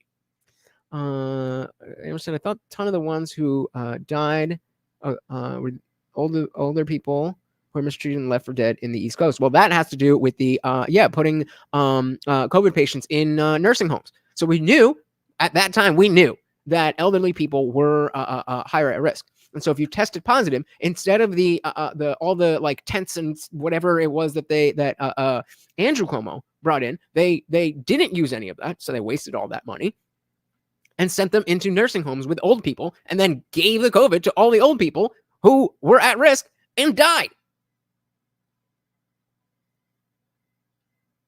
No apology necessary, according to the Cuomo family. Just I know a lot of people on visas had kids are now set for life in the country they wanted in. Shout out to them. Shout out to Brad C. Welcome to the party. So I got the jab because my job mandated it. Totally regret that decision and will never comply again. Dilly to that. Because it makes sense. It makes sense that you would, in the world that we've grown up in, it makes sense that like, okay, this isn't going to be like, whatever. And I do got to take care of my family and all that. That is a reasonable starting position. But now that we know, you understand that you're perpetuating the exact thing that you're trying to prevent by complying. Well said, Brad, and welcome to the party. Margie said, I initially felt sorry for the people who were afraid because of the media BS, but I eventually was angry at their lack of critical thinking. Well, what lack of critical thinking? Not wanting to put an untested medicine in your body is a lack of critical thinking? I'm going to have to hard disagree there. Shutting down. So this is families running a business for 2-3 generations. Boom, gone. Restaurant business gone. Estimated the economic toll of the COVID-19 pandemic in the U.S. This is according to USC Leonard Schaefer, $14 trillion by the end of 2023. So when we watch this and we're like, oh my God, this is, and I was like, no, everything's changed. 4 years later, it's changed. We should move on. We should think about other things. People still haven't let this go. Absolutely. People haven't let this go. And nope. I think that's why I'm here. Nope. Have not let it go. Not at all.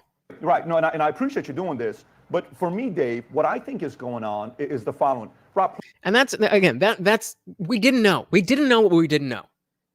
But the fact is now that we have an understanding of not only how far they, whether it's the government, the media, whoever else it is, are willing to take things for control, then now there's no excuses.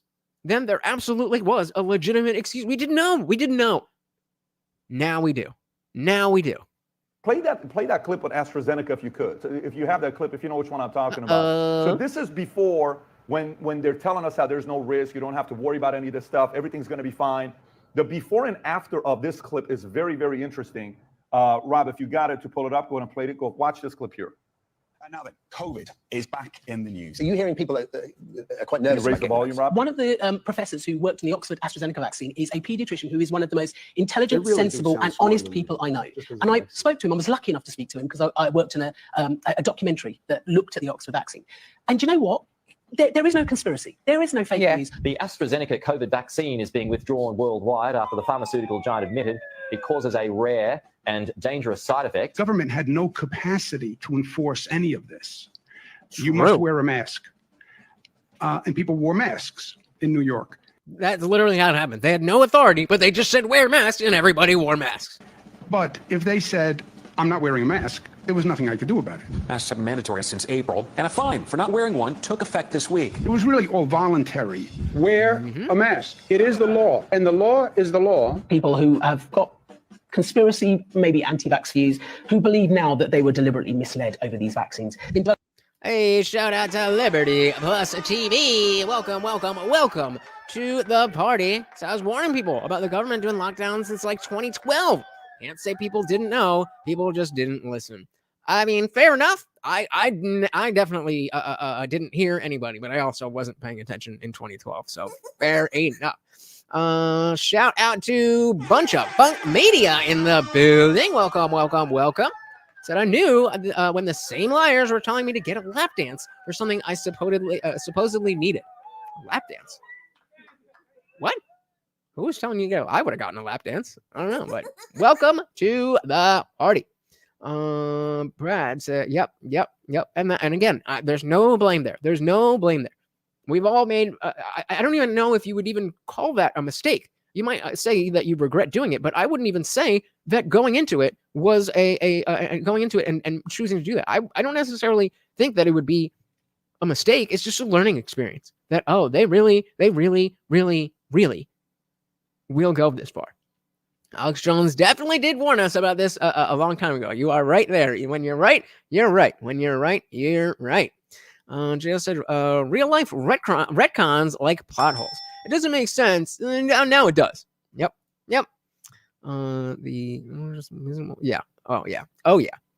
Marjorie said, you misunderstood what I was saying. I became angry at the ones who kept pushing the jab and wouldn't listen to any different opinion. Oh, so the people who were scared of the unvaxxed. Is that what you're saying? Angry they kept pushing that. Well, then, yeah, I completely agree with you. Sorry about that. Definitely great. Conspiracy, maybe anti-vax views, who believe now that they were deliberately misled over these vaccines. Been developed quickly because we've sped up the process to make it more efficient. We still had all the safety checks in place. That has not been compromised. AstraZeneca admits its COVID vaccine. Show Pfizer. Do me a favor. Show Pfizer, by the way. Show what happened. All right. We get the point. We get the point. They lied.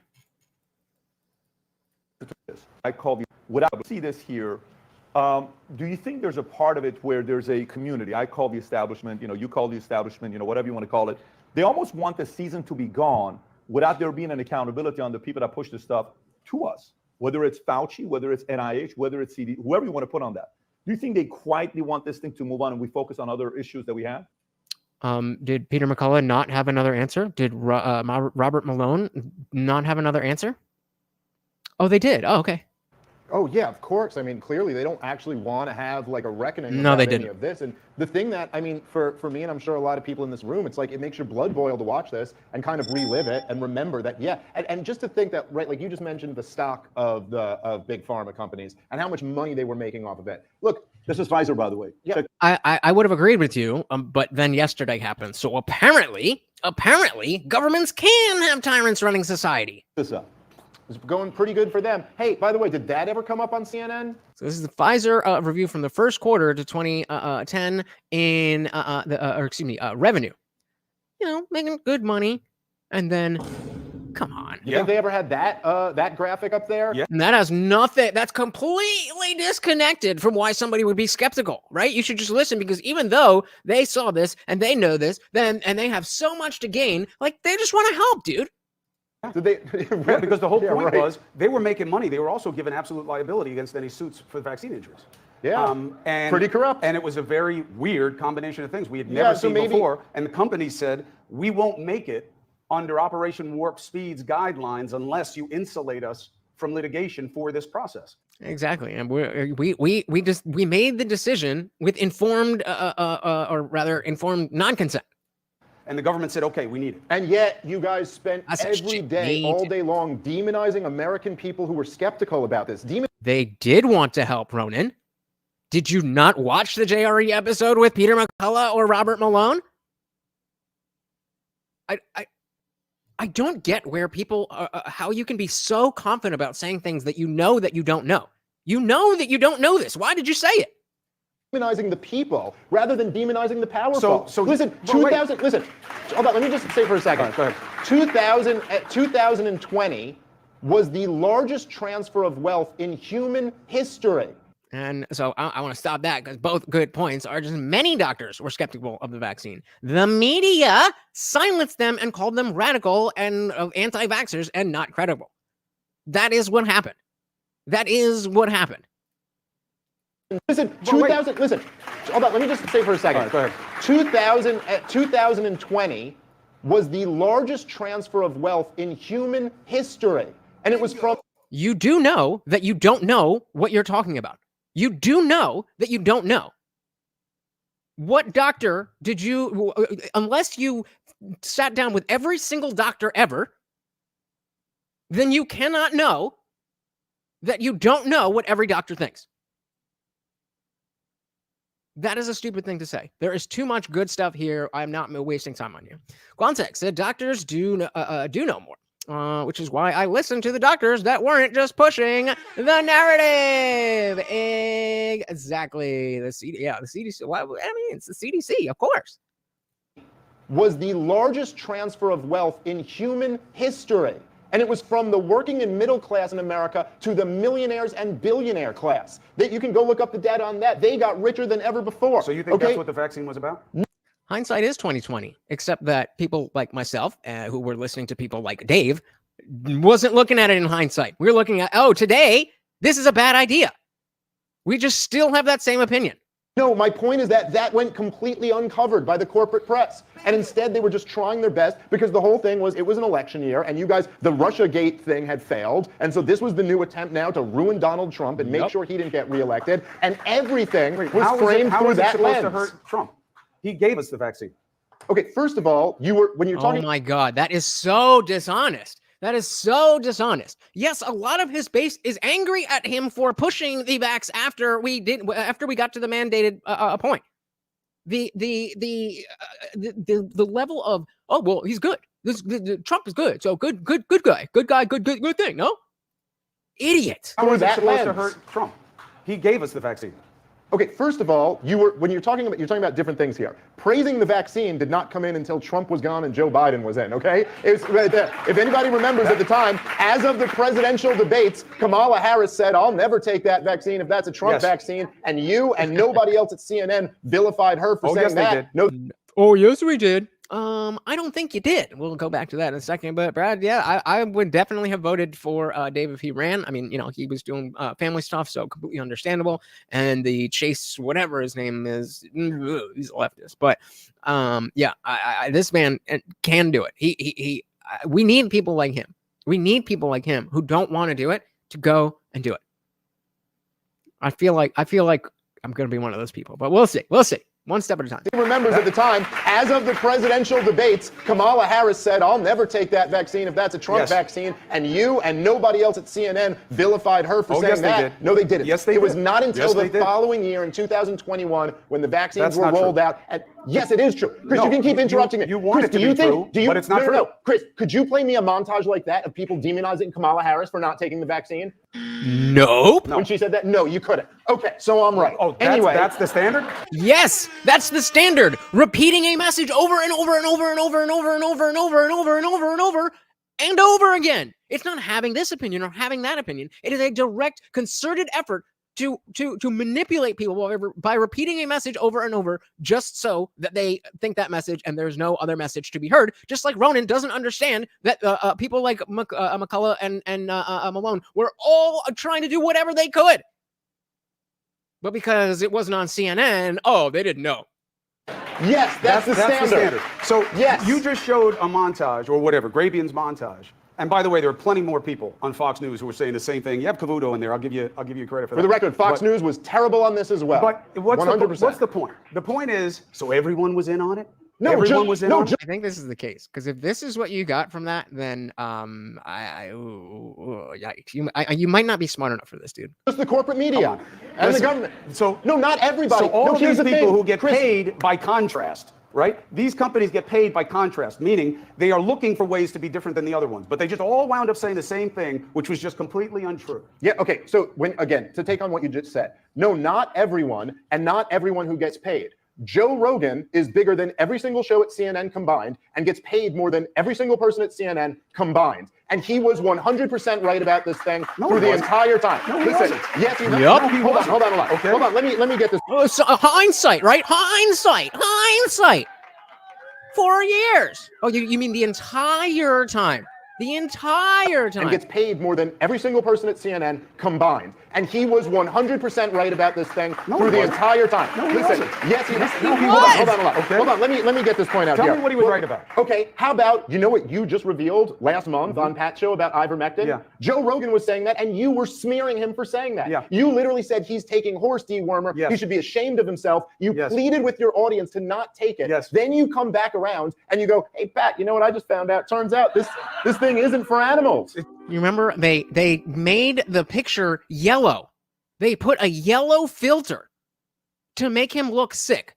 Well, he's saying, hey guys, I got the virus, but I went to my doctor and he gave me medicine assigned by my doctor.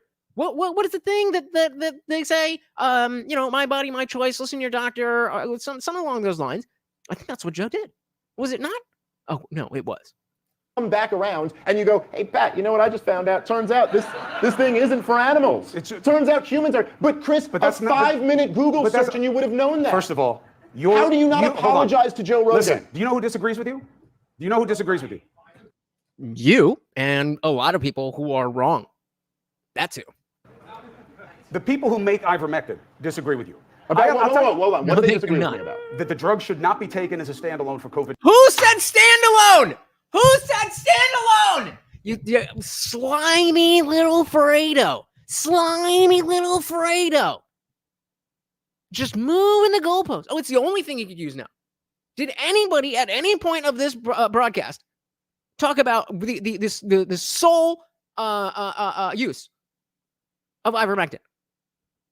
He slips it in there, and if you're not paying attention, you're gonna be like, well, yeah, Dave, that's not a sole use.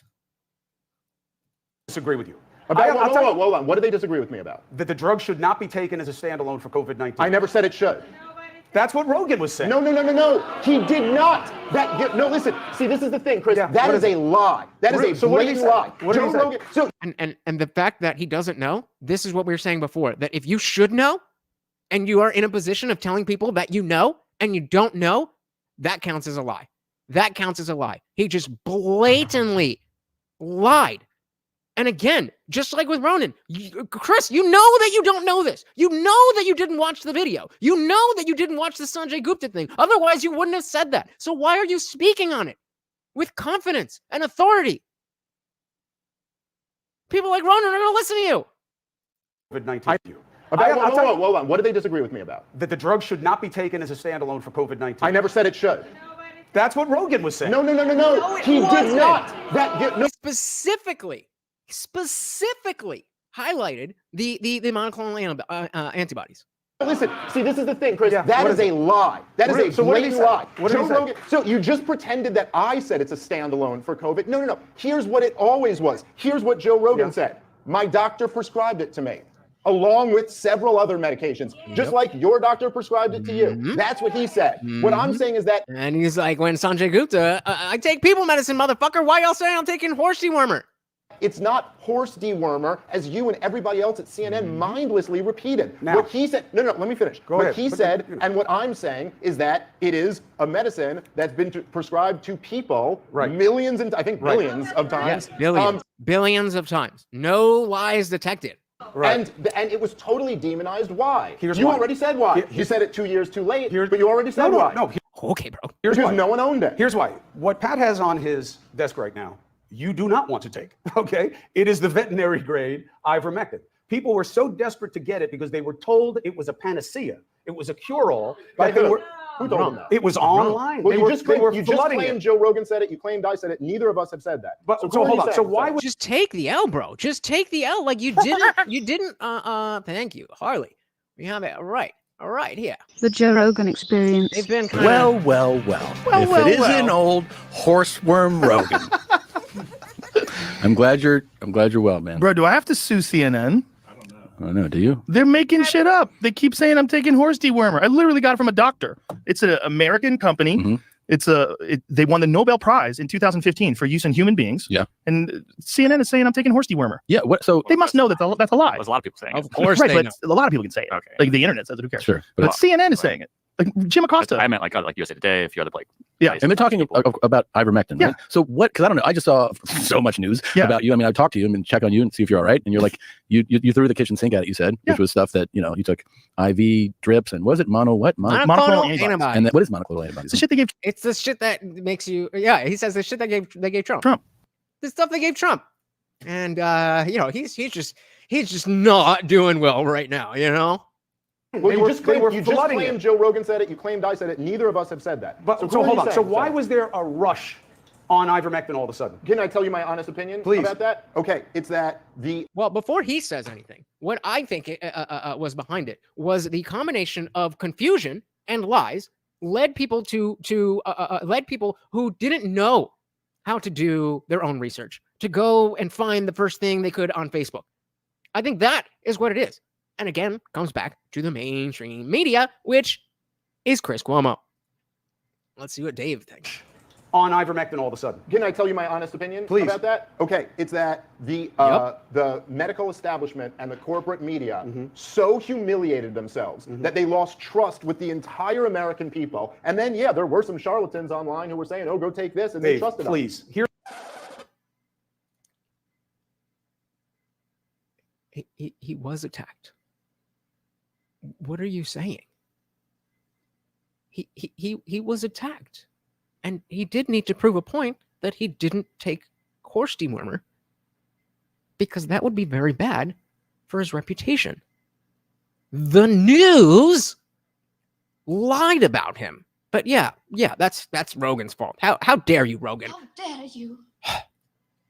American people. And then, there were some charlatans online who were saying, "Oh, go take this," and they Dave, trusted please. us. Here's what happened. If okay? you think Joe Rogan said, "Take any form of ivermectin you can get, and you'll never get COVID," I'm not blaming Rogan. Here's what happened. You just did, though. You just did. You just did. Well, Rogan was saying it, and people were going to take it. You just said that. Did you not? Take any form of ivermectin you can get, and you'll never get COVID. I'm not blaming Rogan. This is how stupid they think you are. He just said Rogan was doing it. And then 10 seconds later, as soon as that no longer works for him, I'm not blaming him. I'm not blaming him. I'm not blaming him. Well, I don't know about. This is not. This is not a good faith human being. This is not a good person.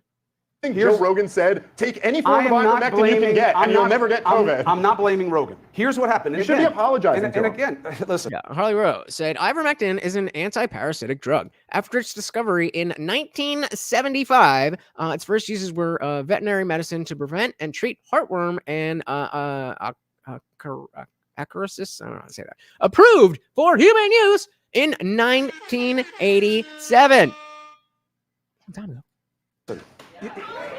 Listen, here's what happened. Here's what happened. Also, let me tell you why I think apologies in this context are a stunt, okay?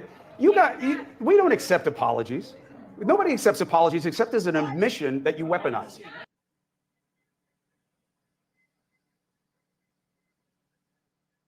I don't know if that's a projection. But I think how else would you think that that's a thing to say? People don't accept apologies unless you are the one who doesn't accept apologies. We don't accept apologies. Nobody accepts apologies except as an admission that you weaponize. That's why Trump never apologizes. He's right. Because if you apologize, everybody just beats you over the head with it. Trump's got a lot So you're just doing what Trump's doing, and you know that you're wrong, but you're just trying to bully your way through it, but you can't do it as well as Trump because you're not Trump. Got it. That's why Trump never apologizes. He's right. Because if you apologize, everybody just beats you over the head with it. Trump's got a lot to apologize for, and so look, do you. I'm just saying, You both as a should. concept, and you should too on this, and I'll tell you why. What should I apologize Here's for? what happened. Ivermectin, it wasn't because the media said don't take it, so everyone took it. The media would have never been talking about it unless people were taking it. Use your head. So here's what happens. Use your head. Use your head like Chris Cuomo does. Lose your head. Like They're prescribing it like crazy. They actually stop physicians from being able to prescribe it, which I think was a mistake. They then start giving out veterinary grade ivermectin, which, as the word would suggest, you shouldn't take. Oh, poor government. Right? Doctors were prescribing veterinary? No, people were desperately trying to get it online. They couldn't. That's exactly it. They take his guests seriously. Like those doctors that you were wondering about. Guess where we heard them? The only place that we could hear them. These doctors, you say, oh, but we didn't know.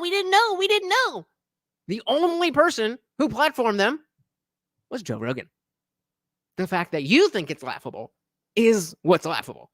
The fact that you think you're some high and mighty when you're too dumb to even understand how dumb you are is laughable. I was hoping you didn't catch that. Suggest you shouldn't take, right? Doctors were prescribing veterinary? No, people were desperately trying to get it online. They couldn't find it. Okay. Ivermectin is the most studied potential treatment for COVID of all of them, which was a complete waste of money. Yep, Bryson's on point. Notice how he explains everything well. Here's where you're wrong. Here's what happened. This is the mistake. This is what you feel. Everything gets diverted from himself. Exactly. That is the exact type of thing that we need to be looking at when we have these conversations. And it's a lot easier to do it when you're just watching it on a screen. But you actually have to do it too. You actually have to be engaged in these types of conversations. And it's not that easy when you're right there and the other person might have something that you weren't expecting. And so noticing things like this allows you to you don't want to necessarily put somebody in a box, but kind of understand where they're coming from and what type of arguments are going to be effective or not effective.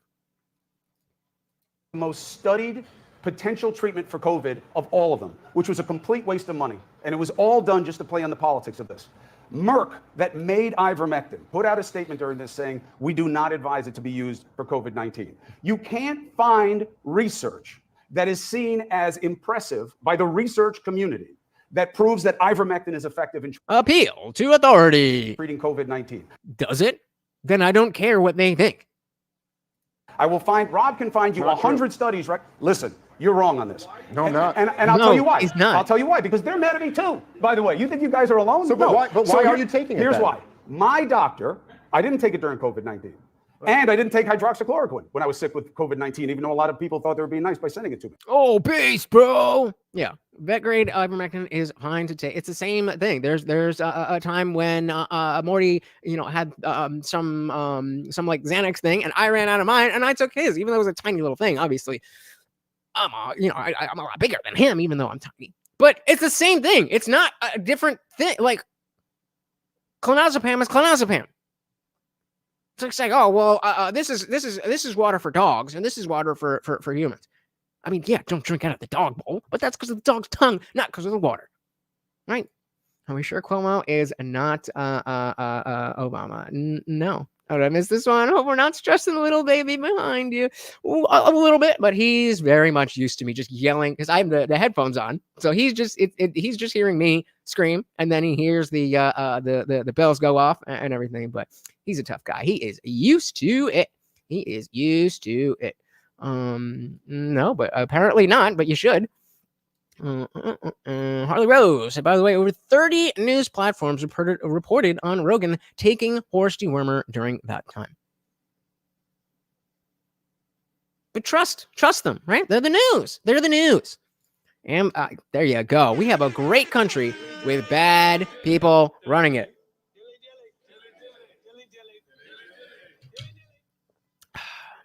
Yeah, imagine that. Imagine that. It's almost like the world's not a safe place. Crazy. And I didn't take hydroxychloroquine when I was sick with COVID-19, even though a lot of people thought they were being nice by sending it to me. Why? Because the research isn't there. That's why. With long COVID, okay? Which you have. Not long vax. That's a different thing. If it's going to get recognized as such, I don't know. They won't say that yet.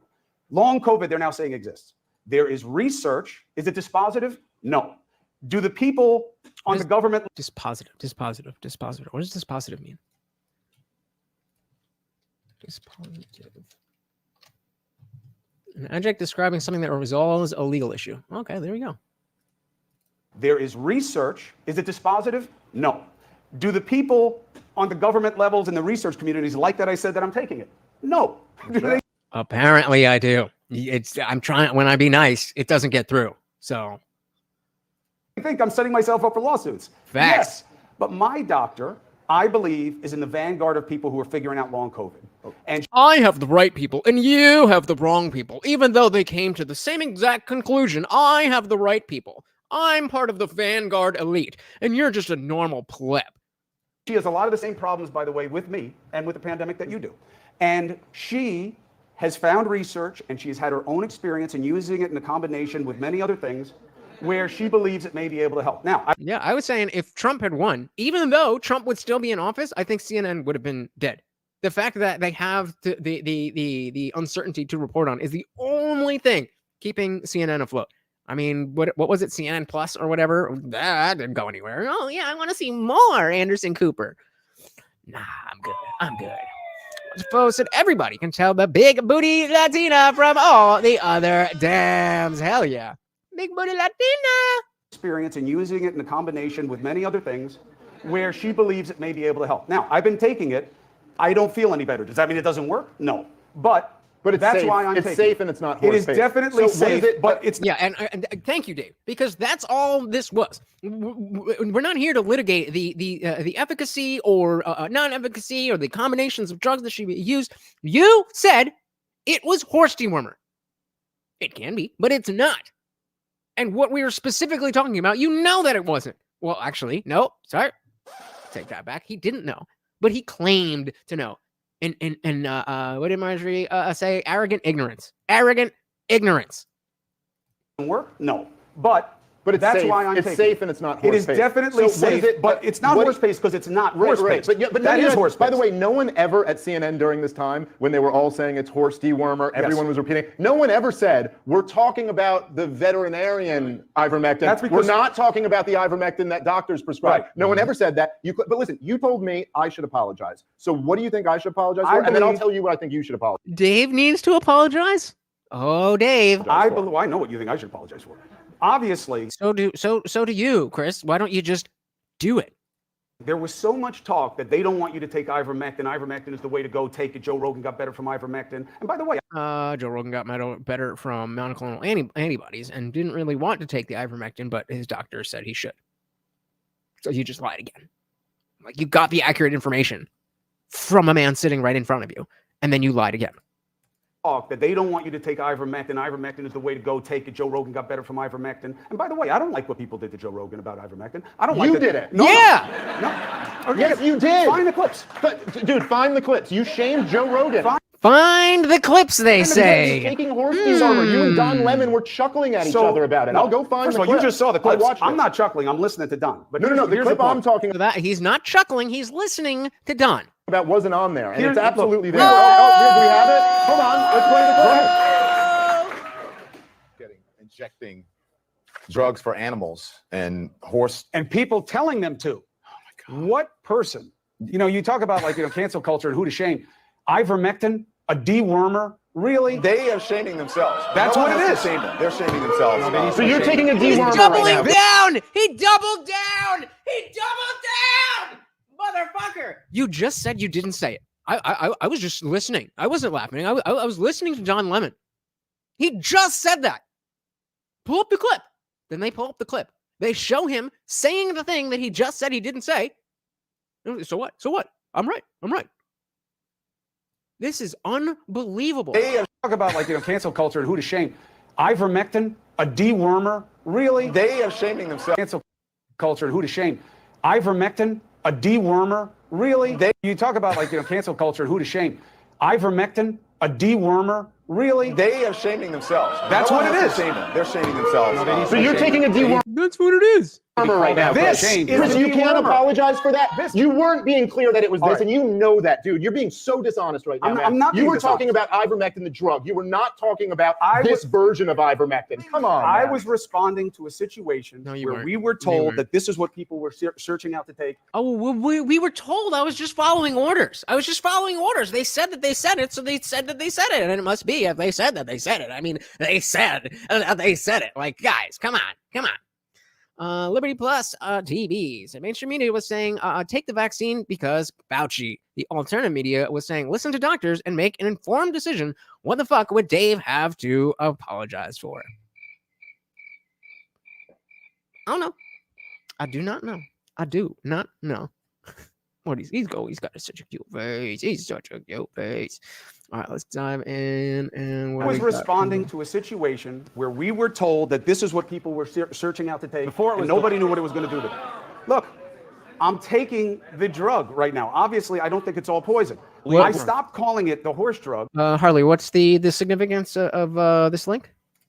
when, and you cannot like it, CNN's chief medical officer, who is Sanjay Gupta, said to me, you shouldn't just call it a horse dewormer. There's a whole legitimate aspect of the drug. I wouldn't use it for... I wonder why. It's almost like he went to Joe Rogan and then had a different opinion.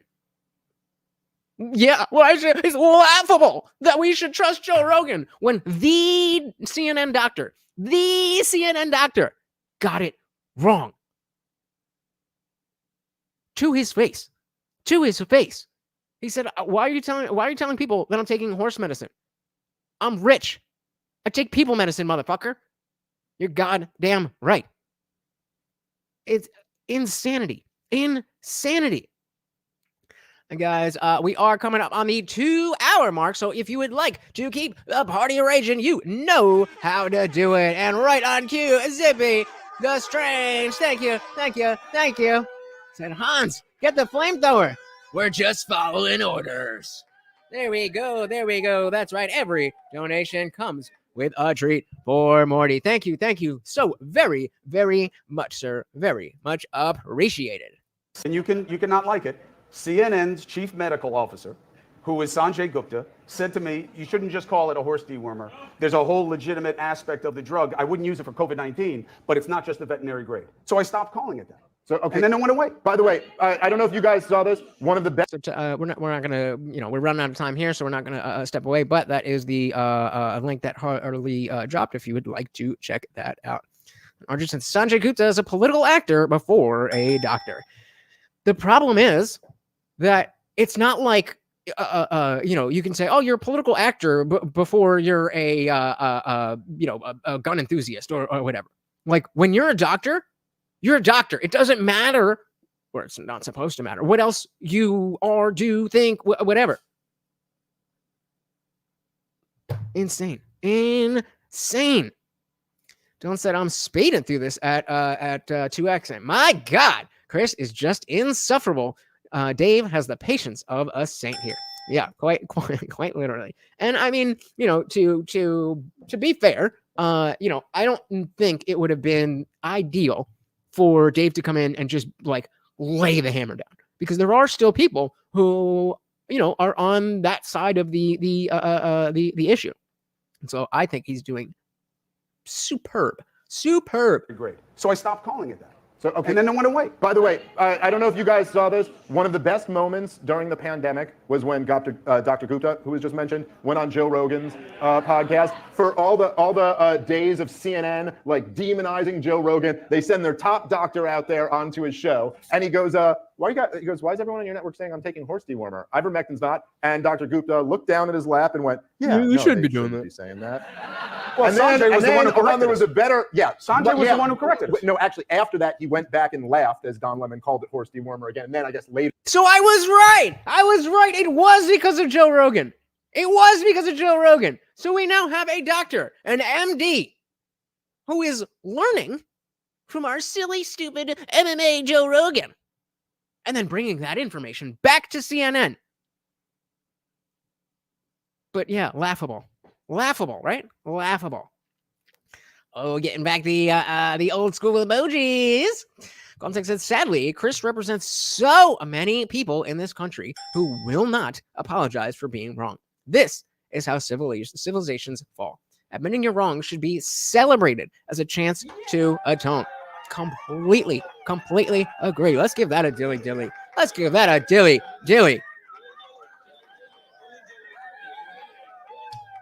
Well said, sir. Well said. All right, and there we go. We got the clip right here. No, actually, after that, he went back and laughed as Don Lemon called it horse dewormer again, and then I guess later corrected you guys. But then there was a moment, and this was the best moment. You got to remember the context of this. This was during the vaccine passports. Okay, the point when the people like me, and I'm sure a lot of you, were basically turned into second-class citizens, weren't allowed to go into restaurants, weren't allowed to go to sporting events, weren't allowed to go into a lot of different office buildings, things like that. And you, personally, along with everyone at CNN, cheered that on. You used and joked around when you were interviewing Dr. Fauci about what rights the unvaccinated should have.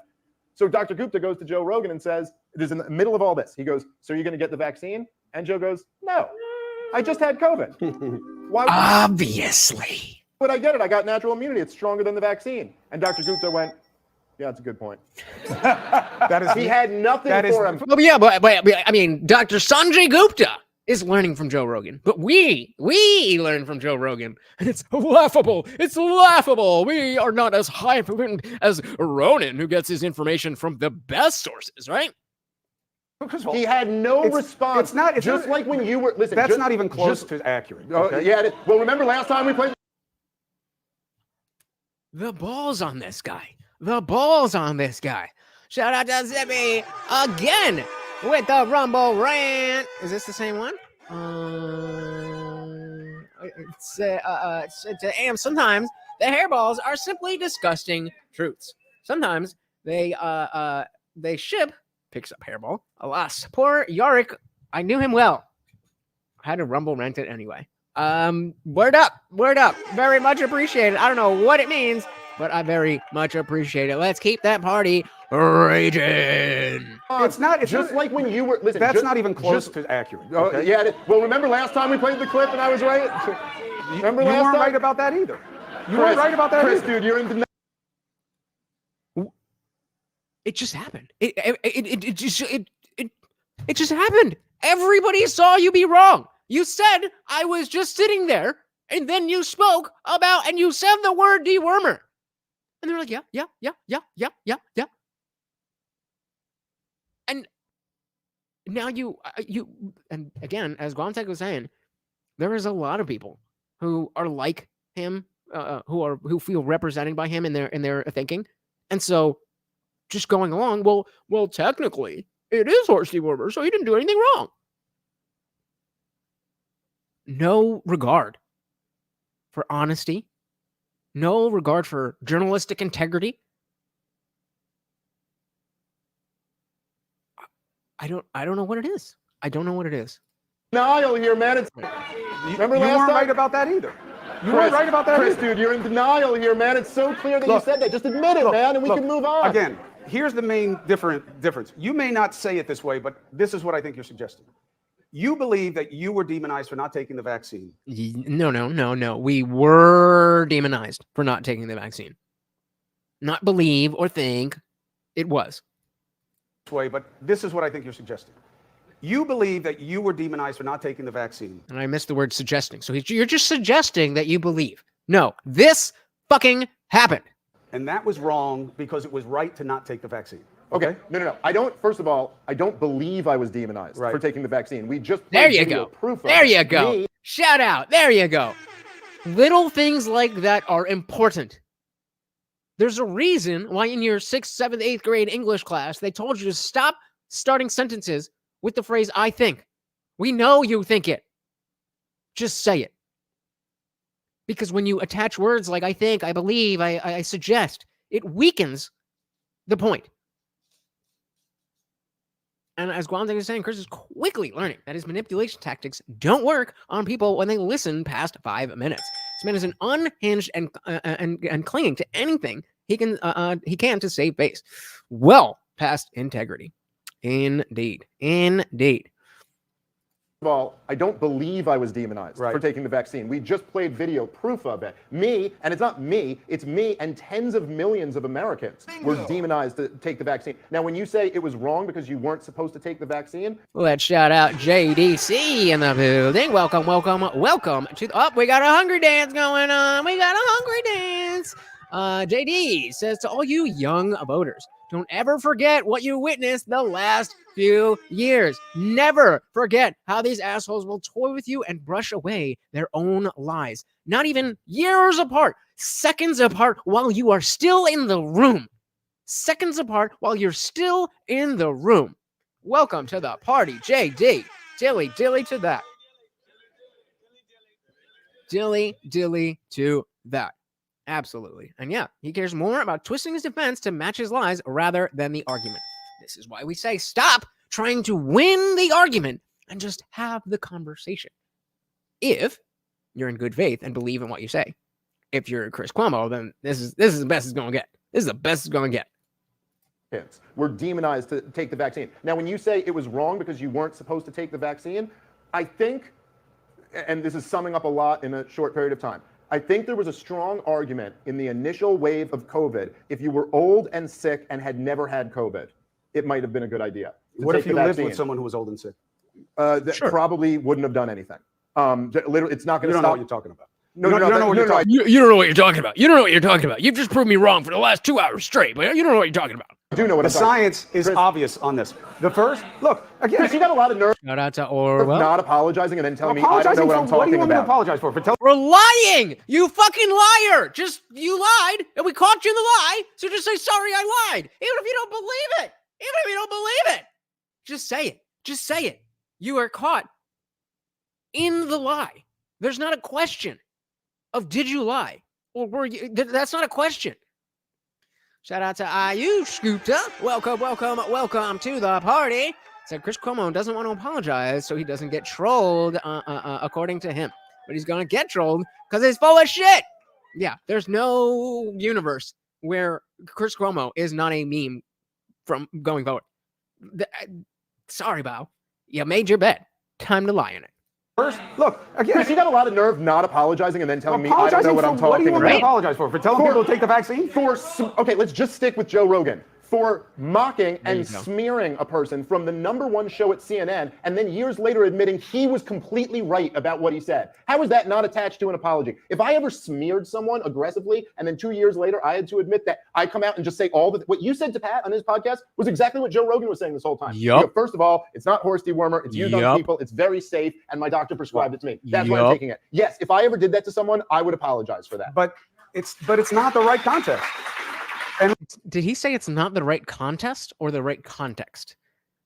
I want to give him the benefit of the doubt that he just said context, which still sounds stupid, but at least there's a way that could make sense.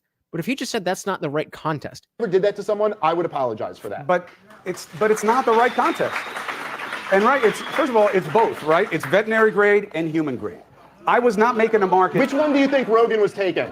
I hope he was taking the human grade. Again, showing that you're still talking. I hope. We just showed you. We just showed you the proof. They have the video queued up. Play the video. How can you be this person? How can you be this person? I don't understand how you get to this point. Who are these people? How do you become this? Grade. I was not making a market. Which one do you think Rogan was taking? I hope he was taking the human grade if he was prescribed it. Which one do you think Joe Rogan, who just signed his second $200 million deal, was taking? Do you think he was stealing it out of the cat bowl, or do you think he had a doctor? I'm sure they prescribed. So then you guys were all wrong for demonizing them. Yup. I think that it was wrong. Just say yes, bro. Just say yes. You're cornered. You're cornered. I'm sure they prescribed. So then you guys were all wrong for demonizing them. I think that it was wrong. Yeah, right. Calling it horse dewormer implies the vet grade. That's the context. That's the context.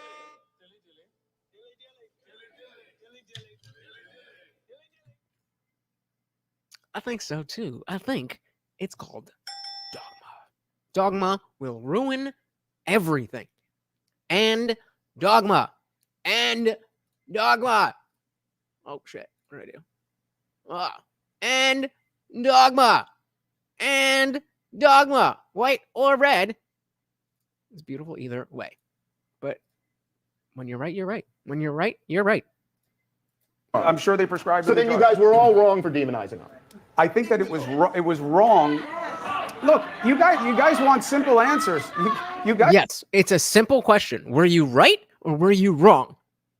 We've showed that you were wrong, and we just want you to say it to acknowledge that you're willing to be here in good faith. You're acting like, oh, I'm here. It's fine if you want to beat me up and first poisoning the well, making it seem like you're a victim already. And then you get caught, cornered. Apologize for what? All of the things. All of the things. Everything that we just said. All of it. All of it. Not anything of that was not said and everything that was said. Those things. Apologize for that. Context of the Coop was an example of using doublespeak. 5 minutes, hate, mass surveillance, mass censorship, and Big Brother never being wrong. Yep. Keep the proles scared, and they'll do whatever you say. I don't know what a prole is, but sheep, I think I can put two and two together. JDC said they are not willing to meet you in good faith. That is their statement. When you're right, you're right. And this is the understanding that we need to come to, that we're not playing the same game, that they are playing a game, and we're trying to improve the country and move forward. But they're playing a game.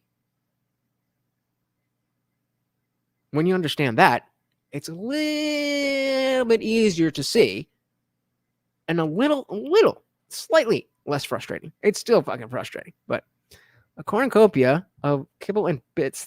What are you talking about? He already said why he won't admit it. Yep, and stay tuned. I don't want any spoilers, but this is gonna come back up. Matthew King said, we don't want simple answers. If you have a nuanced response that isn't crap, we'll gladly listen. It's a 3-hour debate. Exactly. We would just like a legitimate answer. That's it. It was wrong. Look, you guys want simple answers. You guys want simple answers to this, and it's not simple. No, this is simple. This one is simple. It's not simple. The vaccine question might be more difficult. This is really simple, man. The maker of the drug. You want me to apologize when the maker of the drug says don't use it for COVID, when all of the research says it is not effective for COVID. Well, okay, first so of all, I should say Joe Rogan was. You're just repeating more lies. Shout out to Kevin Johnson. Welcome to the party. You're the Roman Druid Jesus, another Jesus. Welcome to the party. This I don't know what is that. You guys are throwing mad words. What is a clot pole? I have never heard that in my life. Yep, and Harley's spot on. I also believe he's using something called semantic obfuscation. Well, what do you mean by wrong? I wasn't wrong. Apologize. I mean, was it right? Was it dewormer? Technically it semantic obfuscation. All of the research says it is not effective for COVID. Well, okay, first so of all, I should say, thank you for being here, brother. I appreciate it. If you wouldn't mind, leave a like on the video. Thank you. Joe Rogan was right to say take it. Chris, you're on it. What are we even arguing about here? You're on the drug. Long COVID is different. Long COVID is different. So is it though? How is COVID being different? Or long COVID being different have anything to do with the fact that you lied? You lied on Joe Rogan. That's what we're talking about. That's it. Hey, shout out to Gwennifer. Welcome, welcome, welcome. Is that offensive? Why is that offensive? A clot-hole is a derogatory term used to describe an idiot, a foolish or very stupid person, someone who is oblivious to what's going on. Well, I pulled a real clot-hole on that one, didn't I? Thank you. All right, see, we're learning. Long COVID is different. Long COVID is different. So first of all, just to be clear, and this is essentially the truth, right? There were some studies that seem to indicate that if you take ivermectin early in a COVID infection, there seem to be some positive benefits. Then there were other studies that basically said, no, we're not seeing that. Now, I've heard a lot of experts, and this goes beyond my pay grade, argue that those other studies weren't properly done. Whatever it is, the reason why doctors were prescribing it to people like Joe Rogan and millions of other Americans was they were like, look, it's a mixed bag with the study. Some of them seem to indicate it might help. Some indicate it doesn't. But we know the drug. And it's not going to hurt you. A people drug, and it's safe. Yeah. So why not take this in your regimen along with a bunch of other things? This is legitimately the exact same as acting like, somebody did some horrible thing because they had a headache and they took Advil. Explain the difference. Oh, you can't. That's the point. And I think that's fair. Yeah, I think that's fair. Okay. That's why they were okay. So then apologize because that's not what you said. Prescribing it. I don't think they were prescribing it to be reckless. No, that's right. I think that's why they're prescribing it. But here's the problem with what you guys want. Okay, it is not some research says take it, some research says don't. Okay, it's just not that way. All right, and again, now that Bryson pointed out, I can't. You're not speaking in the affirmative. It's not this. It's not that. You're wrong about that and that. That's not this. That's not that. What is it that you actually have to say? Kolnick said he's the kind of guy to say that people who were vax injured were probably just doing it wrong. The science says it works, so yeah, it was probably their fault. Oh, wrong one. I want you to do that one. Insane.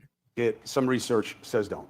Okay, it's just not that way. All right, and it's not even close. I'm telling you, I have not spoken with anyone in preparation for coming here tonight who said you can say ivermectin works with COVID. That is my doctor does believe it can be effective. So what are we doing here, Chris? What are we doing here? Your own doctor and your own person, for that matter. You're taking it. That is my doctor does believe it can be effective. With she is cool. Her name is Dr. Robin Rose, and if you have long COVID or someone you know has long COVID from vax injury, look up Terrain Health. Robin Rose. She's doing her best. But the point. Nope, exactly. So here's the problem with what you guys want. I'd have to admit that I'm wrong, and I refuse to do that. That's the end, and that's the beginning and the end. That's the beginning and the end. I know what you guys want. You deserve what you want. You deserve. I deserve to humble myself. But nah. Shout out to Guns and Cafe. Welcome to the party. It's been a long time since I've seen someone so utterly destroyed. And I agree, and I am loving it. Loving it. Welcome to look up party. Terrain Health. Robin Rose. She's doing her best. But the point remains the same. What did he say? I didn't catch it. I blindly trusted authority. How's that my fault? Say it again. I didn't hear it. Is she a veterinarian? Oh, that's funny. That is funny. Though. That is funny. Let me say something on this, and then we can move on. You said something, and I think to me. All right, check this part out. And we'll see how much further we're going to go, but this is some meat right here. So I haven't spoken to anyone who says it's effective. My doctor says it's effective. I guess he and his doctor don't speak, or they just sign each other, or maybe they just text so they don't speak. No, he just lied again. That's it. Just lied. And we can move on. You said something. Technically, you said something, and I think actually, to me. You know how we talk off camera and we have some great conversations together.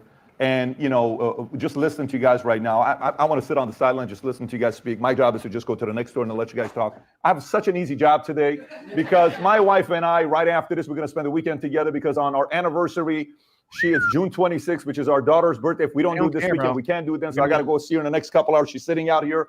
My 12-year-old son is over there. My Tico. I love the family, but let's get back to what we're doing. On PBD Podcast, because he's also, you know, when I'm listening to you, Chris. I mean, no disrespect, but all I caught was one thing. I've heard everything. All that? You only caught one thing? Trust me, it's just one thing. No, I'm telling. And by the way, you have to understand, it's only one thing I caught about this whole thing. What you want, you're not going to get. You said something. You said, in this world, if you apologize. Listen up. In this world, if you apologize. They will never let it go, and they'll always come back. Look at Trump. He never apologizes. So. That's what he was saying earlier.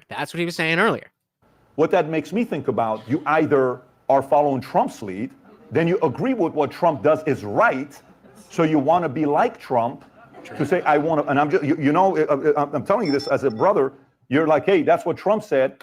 Or on the other side, you're like, man, you know, say if I go the other side and I say I messed up, then these guys are going to come after me for the rest of my life.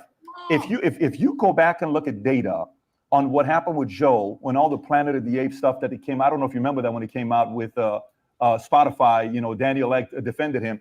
He came out and he made a video. I don't know where the video was by his cold. It was somewhere outside. He's just making a video and talking openly. And it's like, you know, we shouldn't have done that. You shouldn't have done this. You shouldn't have done this. You know what the world said? You know what? Freaking A, good for this guy for apologizing. Are you kidding me? You're talking about the stuff in his comedy act? Yeah. And the racist stuff. Well, I mean, all the stuff that they put together, saying, I listened to some of the stuff. But that's what they made him apologize for. Well, it's not about that's what they made him apologize for. No one made him. He apologized for it. But the point you don't think that the money he was getting from that company came with them having leverage over what he apologized for? Nope. I happen to know about this, and he's a good friend of mine. Joe Rogan is the boss of bosses. He could have done whatever he wanted to. So again, that's a lie. Speaking on a thing as if you have authority and knowledge when you don't. Gonzag, I was saying this earlier. Maybe hiring Cuomo was PBD's covert attempt to ruin him by knowing a debate like this would eventually happen. PBD's big plan is coming into fruition. I don't know. I mean, did you happen to go back and see when Tucker was asking him about this on Tucker's show? We covered it whatever the last 2 days ago it was, and I was very, very underwhelmed by the answer as to why PBD brought Cuomo on. And so before you got here today, I was saying basically exactly this. There was a frame we had somewhere earlier where you could just see the well, I don't want to move it because we're on a live thing, but you could see on PBD's face that he's just like loving it. He's like, oh, this is so great. I love it. Yeah. I could still put this up here, but I won't. I just deleted it, so I'll respect his delete. Nobody makes racist jokes like Asians do. Hey, we're good at everything, right? This, and he's a good friend of mine. Joe Rogan is the boss of bosses. He could have done whatever he wanted to. And he apologized because he felt bad about it. Yeah, that's the truth. So then if what you say, what you just said right now, you're saying the bosses made him do that, then the argument goes with you to say the bosses made you defend the vaccine and go up against the ivermectin because the boss is paying you, made you do that, and you didn't do that. Yup. I just said cowardly, clueless, conniving, creepy, conceited, corrupt, contemptible, clownish, cantankerous, cunning, cheating, childish, crooked, cunty Chris. I think Trump would be very, very, very proud of you for that one. That is a great nickname. That is a great, great nickname. Amazing. Or just as I said earlier, never called on their lies. They get too comfortable. Yep. And so either way, you know, whether you know, Comtech, whether this was the plan or not, the fact that this is happening, I was saying, if you'll remember, you can go back to the tape. I said it on air that as much as I hate Chris Cuomo, that you know, as much as I didn't understand PBD's perspective on bringing him on, that I did think that if the idea was to have a wider range of conversations, I'm mad at it. Yeah, we're no longer yeah, we do too well to be brown. We're not brown anymore. You defend the vaccine and go up against the ivermectin because the boss is paying you, made you do that, and you didn't do that. Is that correct? No. The boss has never made me. I wish I could give you guys the defensive. CNN made me do it. Right like Tucker says about the war. But it's not right on the CNN side. There's no parallel. No, by the way, There's can no I just say, parallel to this. what Tucker says about supporting the Iraq war is I was wrong, and I'm so sorry for doing that. Yup.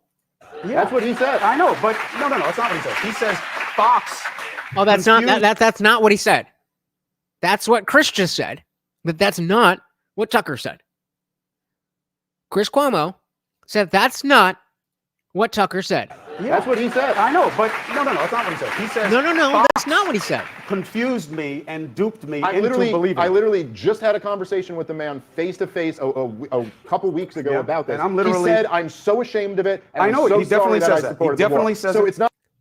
You just said no. He didn't say that. You just said that.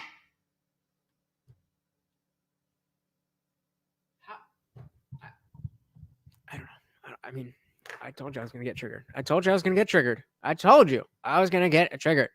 Bookmaster General says PBD is a salesman. Nothing more, nothing less. Just like Cuomo, his allegiance is to wherever the money is.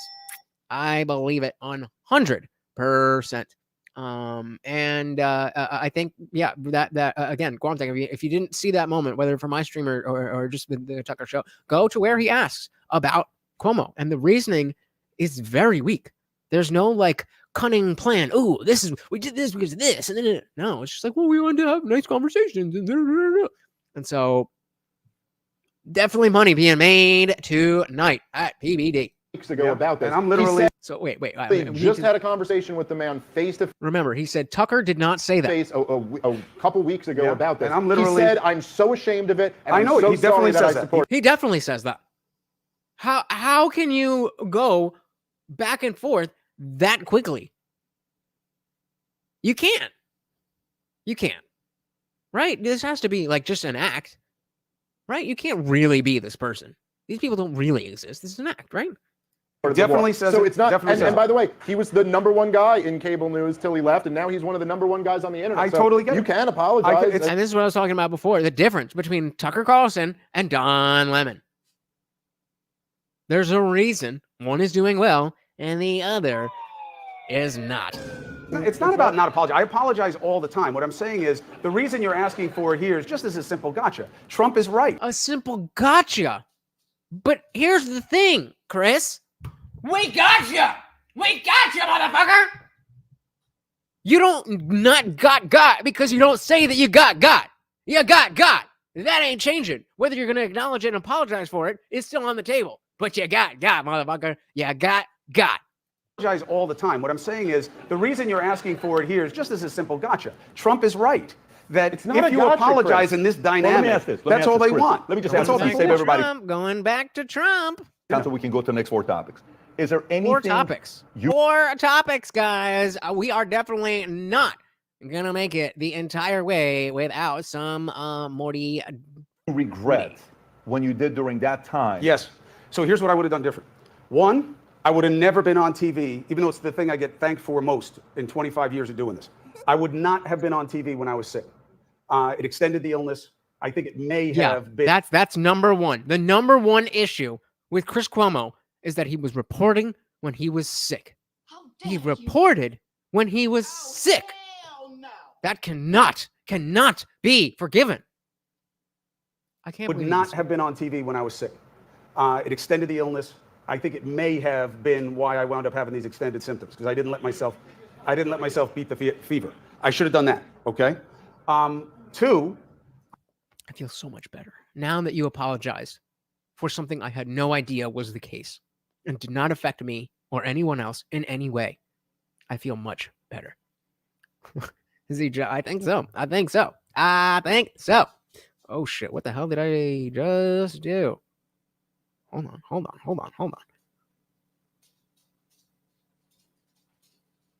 Okay, I don't know what I just said. Anyway, I just said somebody on X said Dave Smith versus Chris Cuomo. It's fun to watch, but it's kind of like watching somebody beat up a disabled child. Oh no, ain't wrong, but I'm here for it.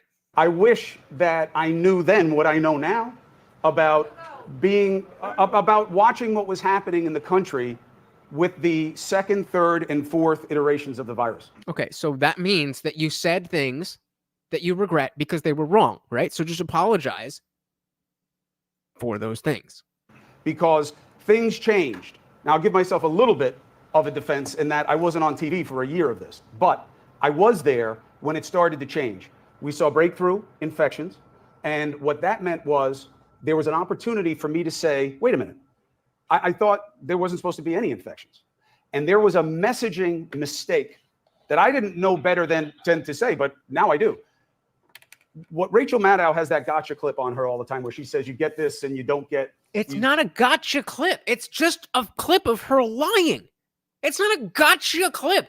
She knew the camera was on. She was at work as a news anchor and said things that were not true. That's not a gotcha. That's not a gotcha.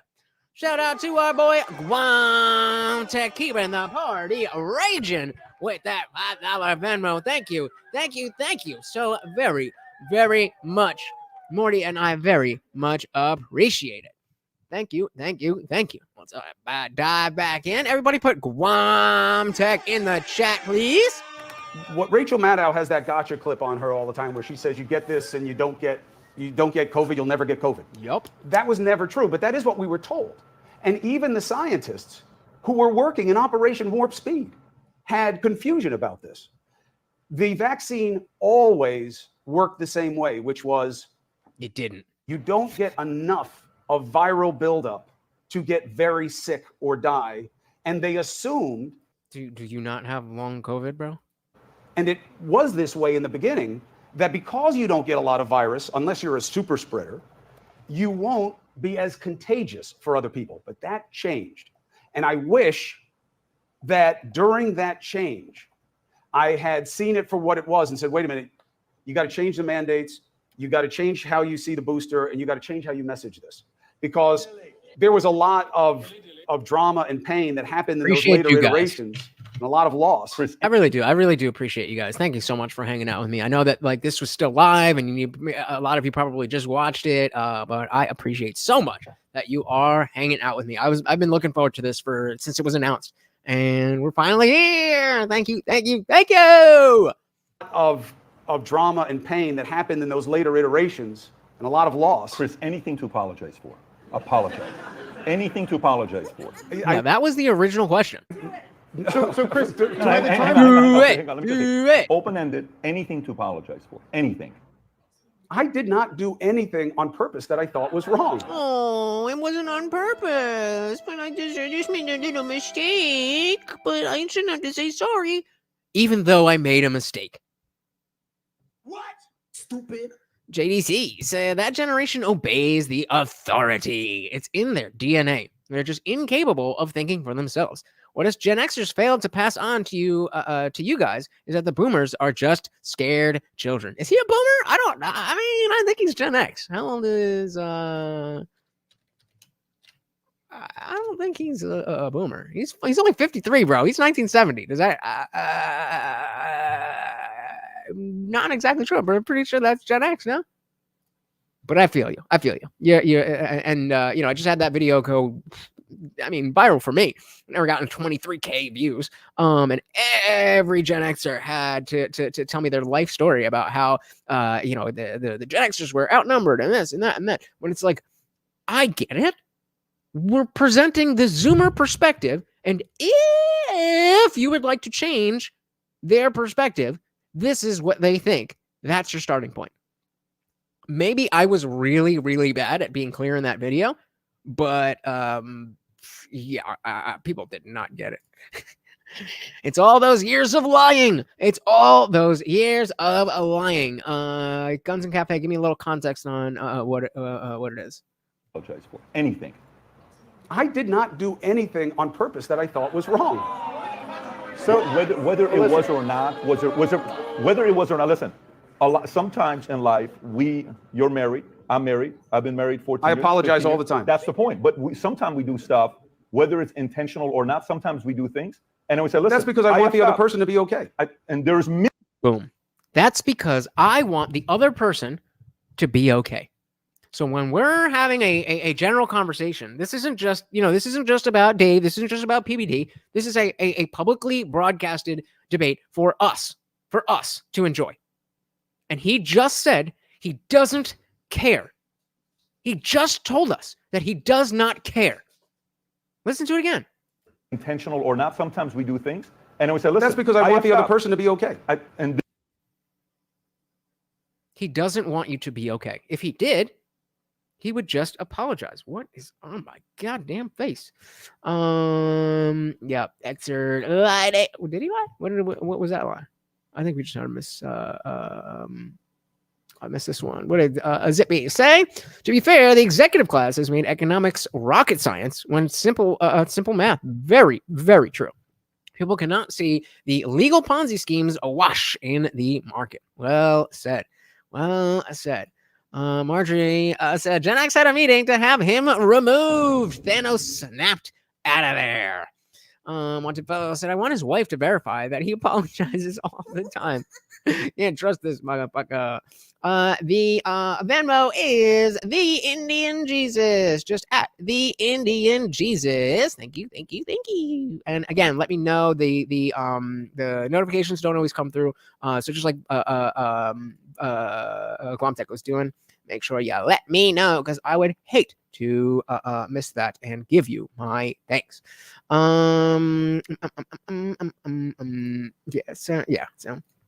Yeah, very much. Oh, God, yeah. All right. Whether it's intentional or not, sometimes we do things, and we say, listen. That's because I want the other person to be okay. And there's millions of people that listen to I know, you, but here's the problem. You're the minority. There are a lot more people who, if I were to say, which I do not believe, okay? Really? Three. You think he believes it? That I should have never said that people should take this vaccine early on. You should not have said that. I should have never said that. I should have never said that when people change their position, you said there was no change until everybody loved the vaccine with Biden. No. Yes. Early on with Operation Warp Speed, I lived it. I watched the process. We all lived it, motherfucker. Who the fuck do you think we are? This was 4 years ago. Who do you think you are? I lived it. Motherfucker, we all lived it. Who do you, what? Do you think there is any 4-year-olds watching PBD right now? Every single person who hears what he just said also lived through it directly. Insane. Yeah, that's their big push with Biden and inflation's down and even though gas and groceries are through the roof, the economy's doing great. You just don't know it. People assume the market is fine. Well, they don't assume. They're told. They're told it's fine, and that they cannot understand how the executive class is offshoring. They can't that, and so they're told that the market is fine, and they don't understand how the executive class is extracting all this wealth. But you made a great point before about how complex the system is. That even if you want to pay attention, even if you unless you actually study this stuff, then like you said, what should be simple math ain't simple math. Will he apologize for not apologizing? I would not hold your breath on that one. Very true. Very, very true. Everybody loved the vaccine with Biden. No.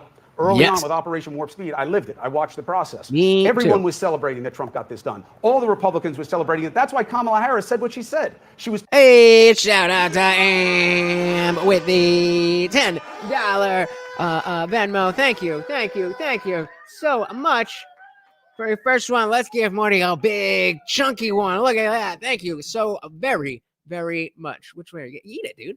There you go. Thank you. And that makes you the new co-sponsor of the stream. Thank you. Very much appreciated. Very, very appreciated. Was celebrating that Trump got this done. All the Republicans were celebrating it. That's why Kamala Harris said what she said. She was playing stupid, petty politics. I apologize. Guamtech. He's already up there. He's out there at $15. Shout out to Guamtech. Thank you so much, brother. And saying, I won't take any vaccine that's Donald Trump. That was stupid for her to say. Yup. Then it switched. And the same people, the clip you have with me and Byron Donalds, who I respect as a lawmaker. I love having him on the show. I like to hear his name in the conversation about being VP. He went from vaccine is great, amazing that Trump did this. I got it. My wife got it. This is awesome. To all of a sudden, I don't know about this vaccine. All that changed was that Biden came in. That's what I was attacking so vehemently. I make no apologies for that. If you're this hung up on the ivermectin thing, here's my problem with it. I don't like that Joe Rogan got beat up for taking it. I don't think anybody was in the right to say ivermectin was something you should be taking instead of the vaccine, or if you have it.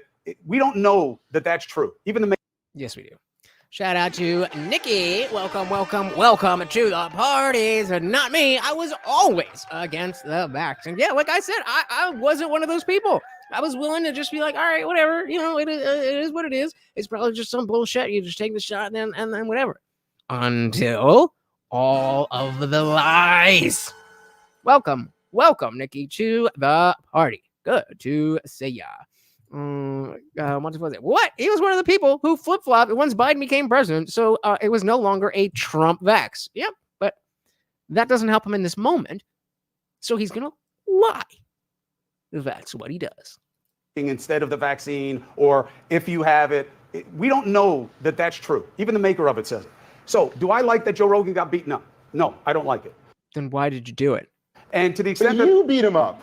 But you're saying it like someone else did it. It was you. But here's the thing. You're not going to address at all. Here's the thing, okay? I mean, you didn't beat him up. You don't want to fist fight Joe Rogan. Here's the thing. I don't listen. Here's the thing. All right. So here's the thing. The thing is here. Here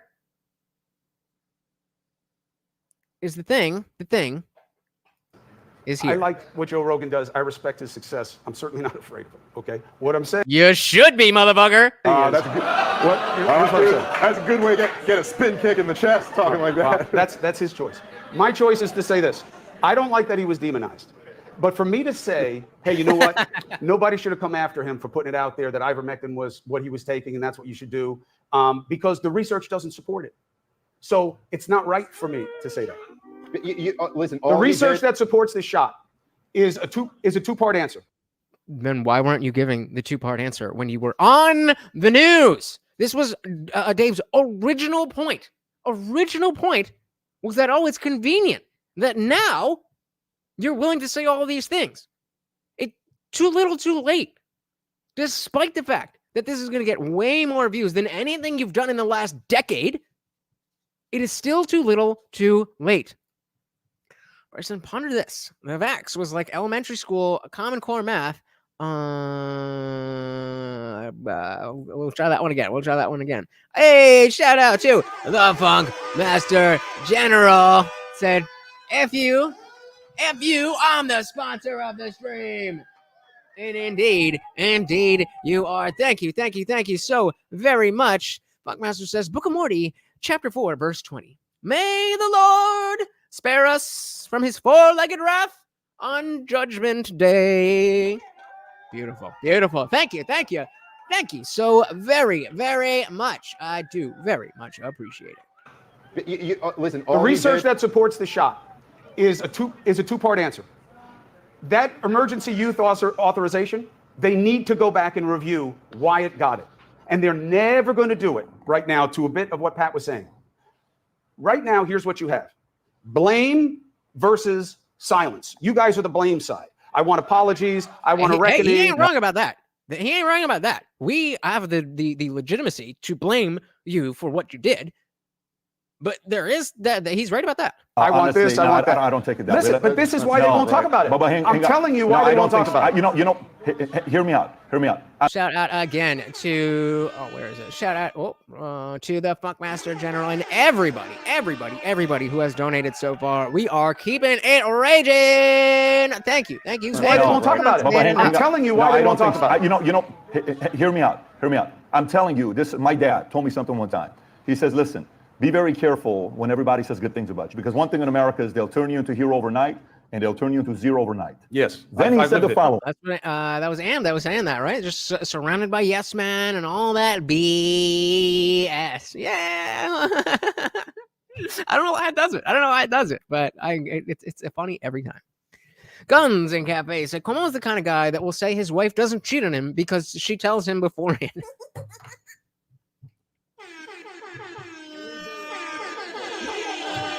Oh my God! Oh man!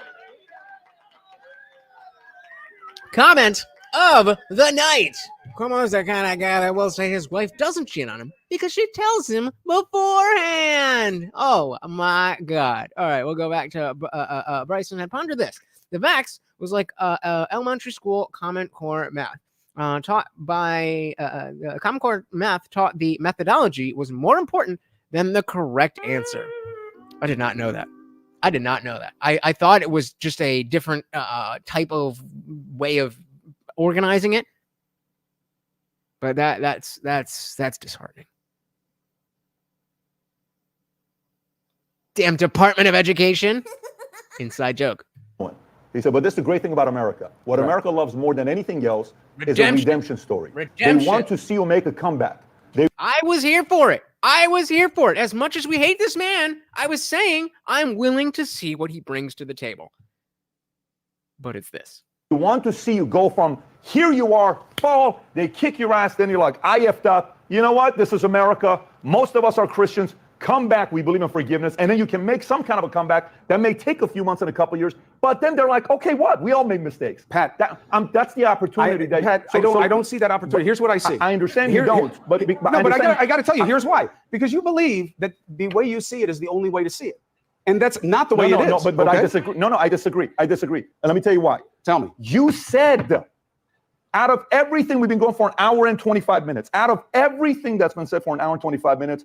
You said, I'm so sorry. Fauci's going down. No, I am so sorry. You said out of an hour and 25 minutes, you said, I think Trump's right for not apologizing. As a tactic. And you're using his tactic. Yup.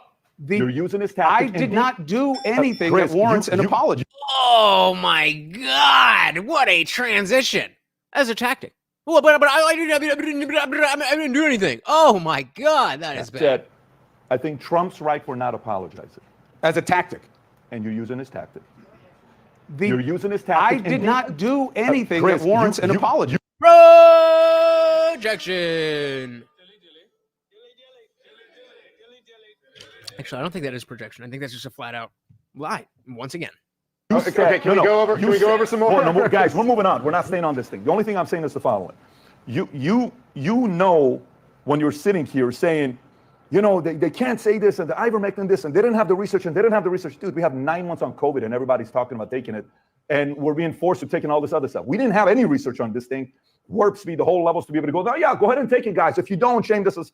So that's a mistake, bro. Yes. That's a mistake. And then at the same time, like if you screwed up, boom, let's move on and go. At this point, I know it's not going to happen. So I want to give a quick shout out to one of our sponsors. Can you please have a guy named Tucker, who's our sponsor here? He's got a couple of words to say. Go ahead. I was doing the same thing. I wasn't working on a construction site when I was 25. I was in the political media in Washington, and I stayed there from 1991 to 2020. So you'll hear. I look back at myself and I'm like, did he really just do that? Did he really just, while they're playing a clip, ask what he's talking about? Maybe if you listen to the words, you'll know what he's talking about. I can't believe there from 1991 to 2020.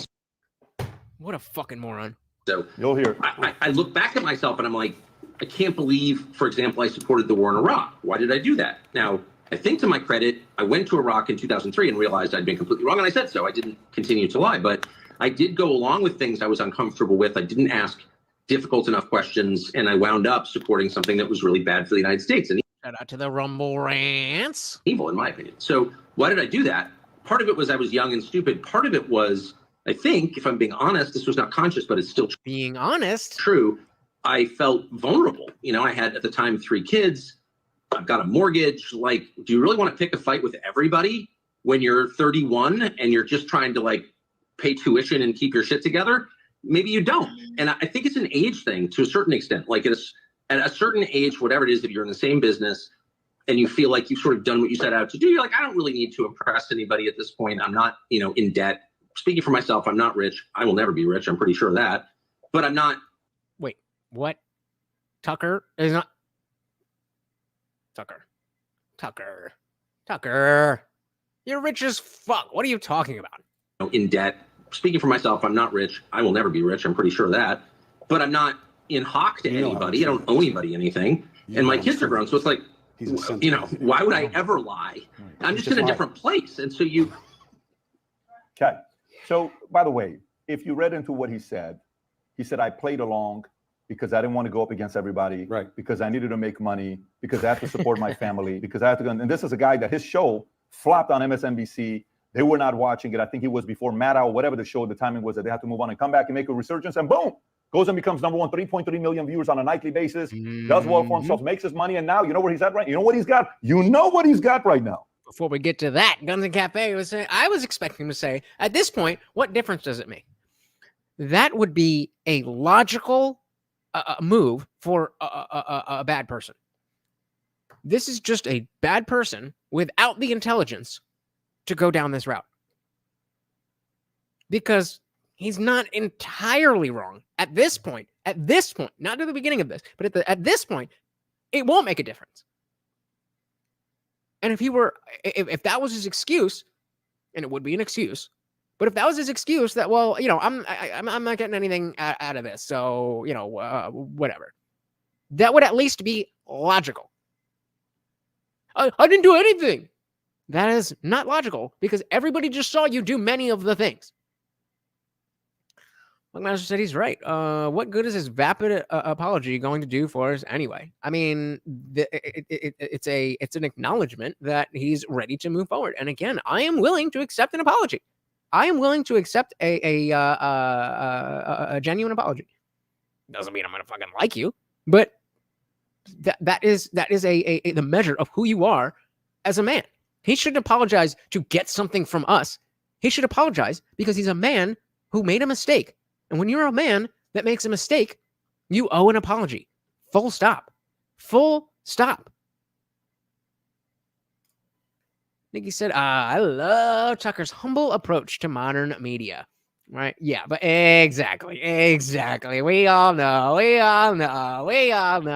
Shout out to Jerry Singleton. Welcome to the party. He's still got fuck you money. His family has fuck you money. I don't know why he went there, but either way. Yeah, exactly. Maybe not to us here personally, but in general, absolutely. And then when he has the backing of PBD, it could work. But I think you just blew up any chances of you doing anything. And it does seem like, look at the pain in this man's eyes.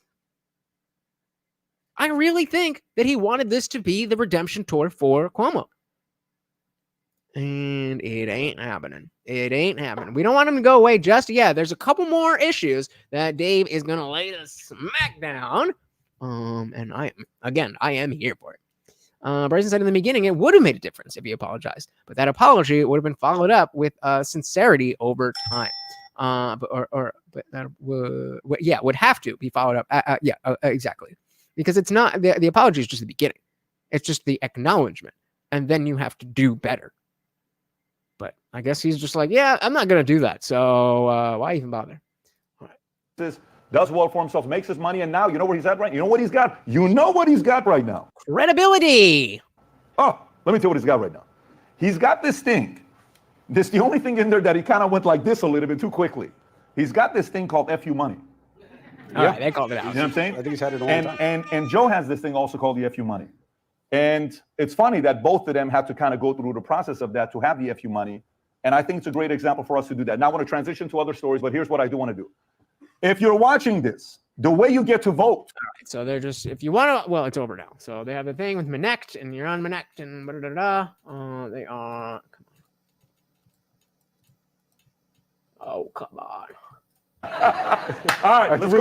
We're not getting the apology tonight, folks. So, I'm back. And guys, don't forget, as soon as we are done here, we are headed over to the Discord. It is a free Discord to join. You can join and be part of the free chat all you want. But if you want to be part of the after party, scroll right. Oh, wait, I should have done that over. Scroll right below this video and hit that join button. That will give you full access to the server, including our after party where we don't have to worry about any YouTube censors and you're not stuck behind your keyboard. You're actually on screen with me and everybody else. It is a grand old time. Please come and join us. Hey, we got Smith 45 ACP in the building. Welcome to the party. Good to see you. I think he said, my money actually says F you to me. I've been there. Am I there? I'm there. Jerry said, oh, by the way, I want to thank whoever gifted me this membership. Shout out to whoever that was. I believe that was Funkmaster, no? Funkmaster always throwing it down. Thank you. All right. Well, hey, we will walk you through it. I'm letting you know it is very simple and it is not hard to learn. And there's plenty of people that are willing to walk you through it. Just click the button and see what it is. Worst case scenario, you never use it again. All right. All right, let's dive back in here. All right, let's go to the next. We're not getting the apology tonight, folks. So afterwards, we'll get our part. That's all good. All right, let's go to the next thing. Unless if you want a last chance to apologize. If you don't, we can skip this thing. All right, let's go to the next story. He gave me the look that he doesn't want to do it. All right, Tucker. Trump, a convicted felon. Reaction to it yesterday. Let me just read some of the stuff. 34 counts. We know it. Up to 136 years, he can go to jail. The $130,000 payment to the adult film actress Stormy Daniels, et cetera, et cetera. When you saw that, where's Virgil? Well, I mean, look, and I know this is like a disclaimer, but it is just the truth because just so you guys know where I'm coming from, I am not a Trump supporter. And a lot of my audience wishes I was. I've been a sharp critic of Donald Trump through his entire administration, not for the reasons that the corporate press is a critic of Donald Trump, for different reasons, but look, this is just so obvious. I mean, for anybody who's being honest with themselves, look at this. This is a maybe misdemeanor that it's a glorified misdemeanor that they've turned into 34 felonies. It is totally appalling. This is a result of the justice system being weaponized, and they had this in New York where they know, I mean, getting a jury to convict Donald Trump in New York is pretty easy. People hate his guts there. And it's a major moment in the history of the United States of America. You know, one of the things that I hear a lot of Trump critics will say, which to me is the most, you ever hear the red pill, blue pill analogy? Like, in the Matrix, you either have the red pill or the blue pill. It's the most blue. I told you, it was a Matrix attack. It's a Matrix attack. So we got a new poll. Have you ever gone through the justice system? So I'm not going to fully explain what I mean. I just want to put that out there. And I have a purpose, so please let me know. Smith says this is a great exchange on the trial. Indeed. Let's get into it. Blue pill thing I've ever heard, where they go, no president is above the law. You go, except Biden. Except all of them are. You know what I mean? Like, all previous presidents are above the law. And there's been major crimes committed by presidents throughout the entire history of the United States of America. I mean, obviously, people know that George W. Bush and Dick Cheney instituted torture. Barack Obama. We tortured some folks. American citizens drone bombed without charges pressed against them. I mean, there's all types of things that you could prosecute former presidents for, and there's all types of war crimes that you could prosecute Donald Trump for. But they don't go after him for that, because then their next guy would be open to being prosecuted for war crimes. So they're going after him for every little thing that they can get. It's look, the United States of America, our government has done some bad things in our past. We've lied the American people into wars many, many times. We locked down the entire country many, many times. World War I, Vietnam, Iraq. This is something different. We've never done this before. We've never weaponized the justice system against a former sitting president of the United States, who, by the way, was framed for treason by his intelligence agencies while he was president. And now they're weaponizing the Justice Department against him while he is the overwhelming frontrunner to win the next election. Sounds like tyranny. It's a wild time to be alive. Chris. Wait, what? The reason they don't go after presidents is because of presidential immunity, which they're litigating right now. So the idea of you make war decisions and this and that sounds great. Let's get them. It's not how the law works. It's never worked that way. That's why you haven't seen it. I agree with your analysis of this case. I've never liked it. I don't like that Bragg jumped the line because I think that he wound up ruining what was a legitimate legal look at what happened in Georgia, which now I don't know that it's going to happen because of that immunity argument. I think it will lose. This was a misdemeanor that was trumped up to felonies. To call it 34 counts is laughable because the 34 counts are different checks that were signed to pay back Cohen. This district attorney has no problem knocking down significant felonies to misdemeanors. He did it 70% of the time. Now, the people of New York City can judge him, and if they like the policy, if they like, he made an argument why he was going to do that. But the same guy who does that then did this to Trump. He campaigned on going after Trump. And you don't make this case against anybody else. And the same thing goes for the attorney general in New York. And yes, she went after my brother. So maybe I'm just saying it because she did that. I'm not, but have at it. You don't bring the case of 2 sets of books that you brought against Trump. Did he have 2 sets of books? Yes. Did he have Michael Cohen pay off these ladies and try to hide it? Yes, he did it. Should it have been prosecuted as a felony? Absolutely not. Does it embolden his case that everything that happens in America is corrupt? Yes. And I think that's yeah. It's almost like everything that happens in America is corrupt. Big tragedy. So what does this mean to him? My analysis of it is this. The only way it hurts him is if in specific states, people who are called persuadables right now, which is really not fair because what they really are is, in my interviews with these populations, I don't know which one of these is more frightening to me. So I don't know yet. That's not really a persuadable. A real persuadable. Yeah, I'm going to say no. Is, I like what Dave. Well, I mean, honestly, this is what he ran on. So he was saying, but not 100%. If Cuomo could help me a little bit more on these issues, I may go for him. That's a persuadable. This is just people who are just so disgusted. They don't know which way to go.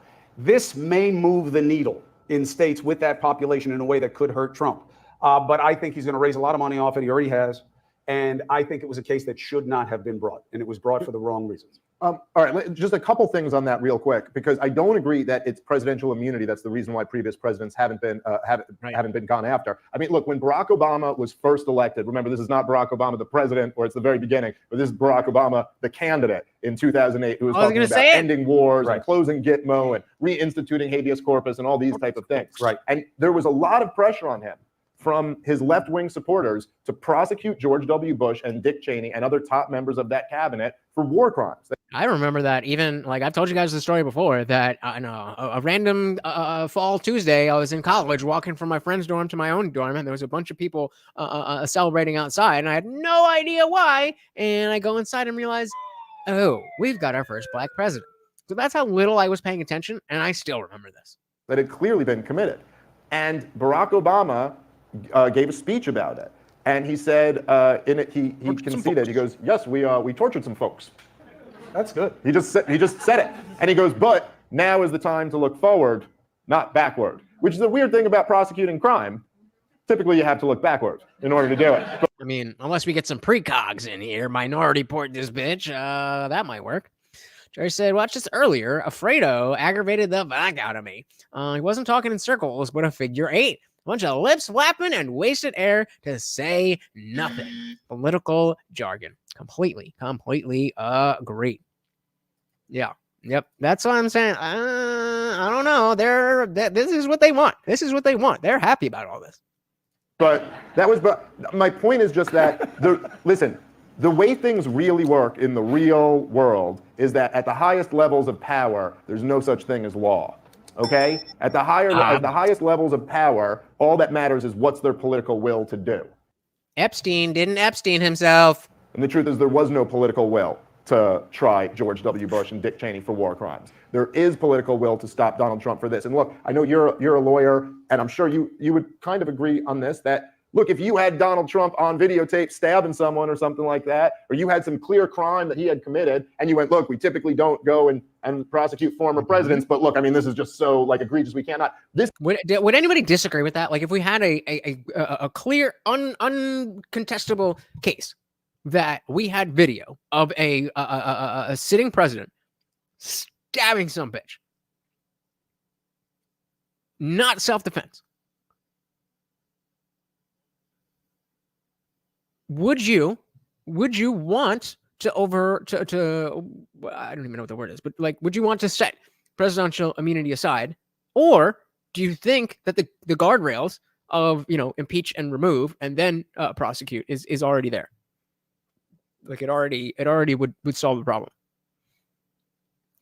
I mean, I genuinely don't know. So I'm asking y'all. Excuse me. Nikki said, yes, I was a trial witness to a vehicular homicide in high school and deposed for several other lawsuits. None of mine. Interesting. So we are at 73% of you have gone through the justice system. So now I'm going to do a new poll. And I am going to Okay, I'm going to explain this first because I'm not typing out a whole thing. So listen, this is what I mean by the new poll. It's just going to say the wrong side. Have you ever been on the wrong side of the justice system?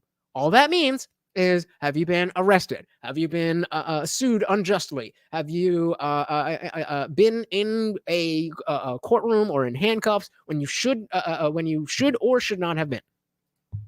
Have you ever been on the wrong side of the justice system? That's what I mean. So if you sued somebody, then doesn't count. Even so, yeah, if somebody sued you, even if that was legitimate, if they sued you, if you've been arrested, any of those things, that is what I mean. Zippy said everything they're doing to Trump is a projection of what they're doing to themselves. Bingo. Yep. Projection.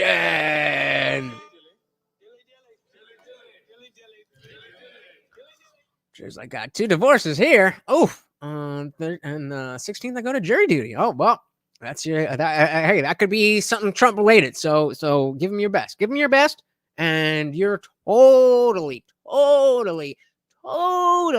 impartial. Funkmaster said true. They also went from Rudy and Bloomberg to multiple terms of de Blasio, despite him blatantly ruining the city.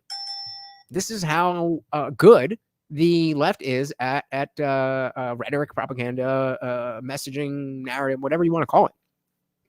Their city is going to shit, and they think that it's Trump's fault. What? And said, nope, if it were a crime of moral turpitude, I would assess on the situation. I'm not a blind supporter. Fair enough. I guess, yes. Oh, yeah, that. Yep, that counts. Arjun said, set aside presidential immunity for something extreme.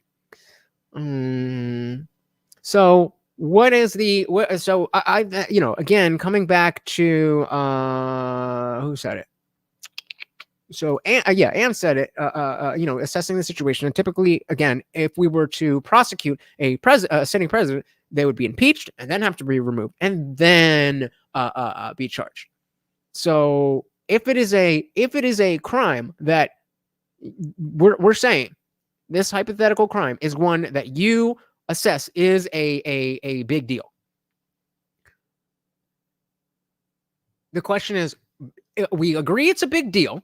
Should we set aside presidential immunity, or should we just continue going through, make sure, see if he gets impeached, do the removal, and then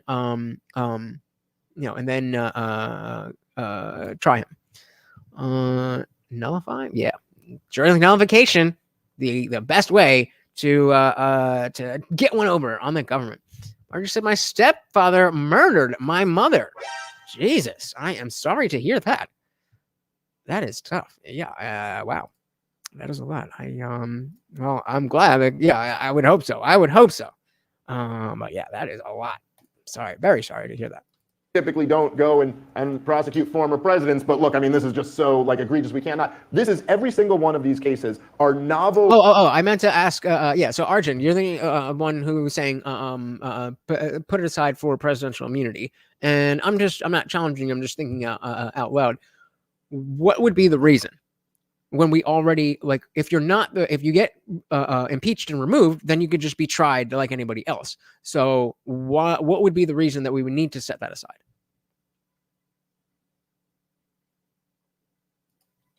But look, I mean, this is just so egregious. We cannot. This is every single one of these cases are novel legal theories where they've come up with some philosophical way. Well, where not they all can of them, but spin these 2 New York semantic obfuscation. Yes. Okay. Where they can spin this into something that they never would prosecute otherwise. Just so everybody understands, a hush money payment isn't illegal. No. It's not illegal to pay someone to say, hey, don't tell anyone about it's just this. a contract. That's right. It's just a contract. What they're saying is that this was a campaign expense and he didn't itemize it on his business records the right way. And with Cohen's testimony in this, I mean, it's pretty wild that they actually got they got him convictions because of the checks, okay? Because Cohen, they had to. I mean, you can't believe Michael Cohen. But the problem was, this happened. You know, the tape you have Trump and Cohen talking about, it happened. And Cohen is a rapacious liar. That's true. And you cannot like him for that. But Trump did it. It's just not a felony. And yes, they've gone after people for having 2 sets of books, not people like Trump and in these circumstances. Now, what I get beaten up for when I'm in a different room is that I say there's a thing called prosecutorial discretion. All right. The idea that if I have the facts on Dave Smith, I'm going to prosecute him 10 times out of 10. It's not true. Guy, like, okay, put a 1 in the chat if you need him to explain what prosecutorial selection is, or what did he say? All right. The idea that if I have there's a thing called prosecutorial discretion. Discretion. Put a 1 in the chat if you need him to explain what that means. I maybe I'm like, again, just getting triggered, but I feel like this is half, just blowing air, just saying words, and half flexing. Like prosecutorial discretion on behalf of the prosecutors. Got it. You're not that much smarter than I don't know. Maybe I'm just being crotchety. Is that I say there's a thing called prosecutorial discretion. All right. The idea that if I have the facts on Dave Smith, I'm going to prosecute him 10 times out of 10. It's not true. There has to be policy involved. Is this something I really care about? Is this the kind of crime we're trying to stop? We live this in your state too. DUI. DUI used to be no big thing. They had 3 different levels of it. Then all of a sudden it became a big policy. And now we all know, I'm sure in our own personal lives, God forbid that happens, how big a deal it is. And they're definitely going to come for you. These crimes are not those things. The Georgia case is something different. I don't know that you'll ever get to hear it. Shout out to straight gay frogs. Hope you're living well. Not living well, but you know what I mean. You know what I mean. I do see it a little differently, though. I believe that this society does have administration of justice under law. Is it perfect? Of course not. Compare it to other places, looks a little better. But we haven't figured this out. You said novel legal theory as kind of like a pejorative about those New York cases, and I think you're basically right about that. Certainly this one that we're talking about.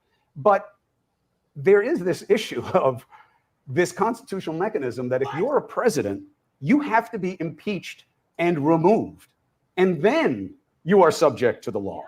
So, and then people will say, I don't know if you guys followed the Supreme Court thing. It was actually pretty. I'll take it. What does the Argent say? Allow prosecutors to decide whether to pursue a case, what charges to bring, and how to allocate resources in the enforcement of the laws. What the internet says. All right, fair enough. But I mean, again, I think that there's enough. It's a clear enough path that, like, again, we have presidents who have committed war crimes. So even if you're to stab one person, that's still a lesser crime than a war crime. And so as much as I think that, I don't know how much I'd fight it if somebody did that and then they, I don't see a reason why we would need to gloss over the impeachment and removal process. Not sure. Because like I'm Italian myself, but I can't stand the Cuomos. Neither can the rest of us. It's not just y'all.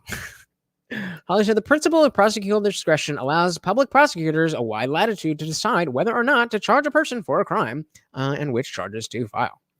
Well, the point of that comment was okay. Moving on.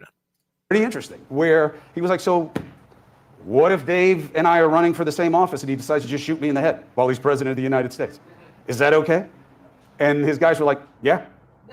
Especially Joe Biden can't lift a gun. But he'll take you out back. So I'd like to take that out back. I would pay to see that. I would pay to see mutual combat between Trump and Biden. That would be amazing. Look, here's something that I think I struggle with a lot in this business. The truth? And this is a Jordan Peterson quote. Oh, you have to ignore you know what he's doing. You know what he's doing. He knows that you know what he's doing, and he's doing it anyway. And this is a Jordan Peterson quote. You have to ignore single factor explanations for complex situations. It's tempting. You want them. You want it to be simple. You want it to be obvious. But very often it isn't. Even this situation with Trump, which I think politically kind of net probably winds up helping him and hurts all of us. Facts. That is true. Helps Trump, in the short term and hurts all of us. Definitely true. Broken clock. Right. Twice a day.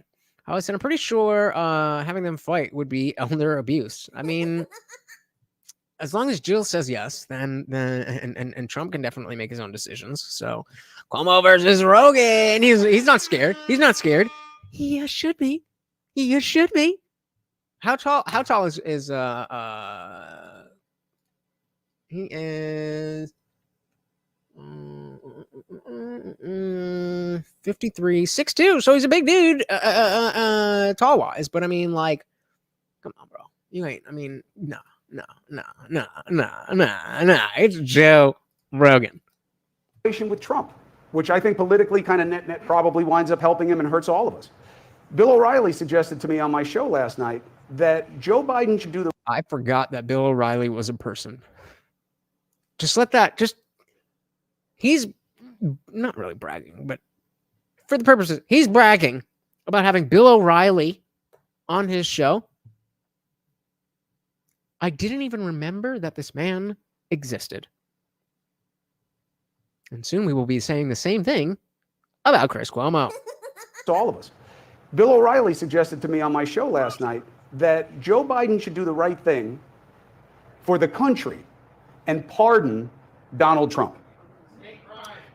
He says he should call Governor Hochul state crime. He should call Governor Hochul. Why are you making fun of them? They're right. Biden can't.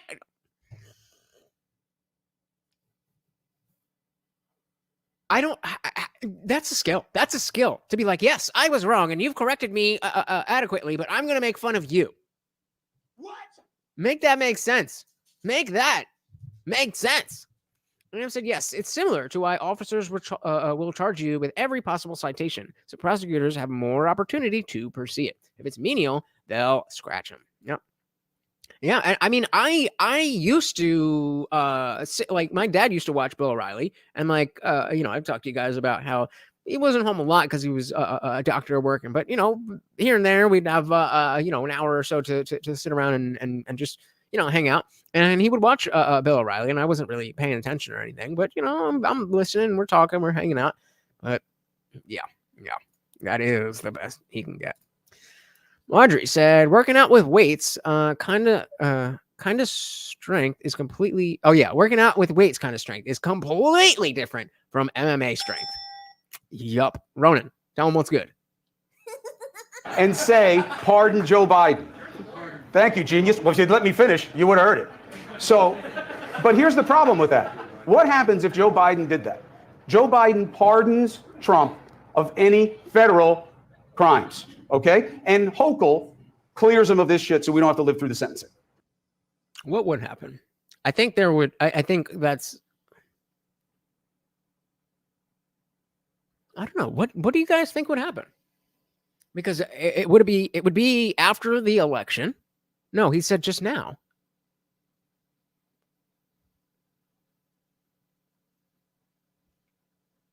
I don't know. What do you guys think about that? If Biden and Hochul were to just be like, you know what, you good. They wouldn't. They just would not. They would not have gone this far just to do that. Because they could have done that way earlier. And not have had so many different opportunities of, martyr Trump, more donations. But what, just hypothetically, what do we think he would say?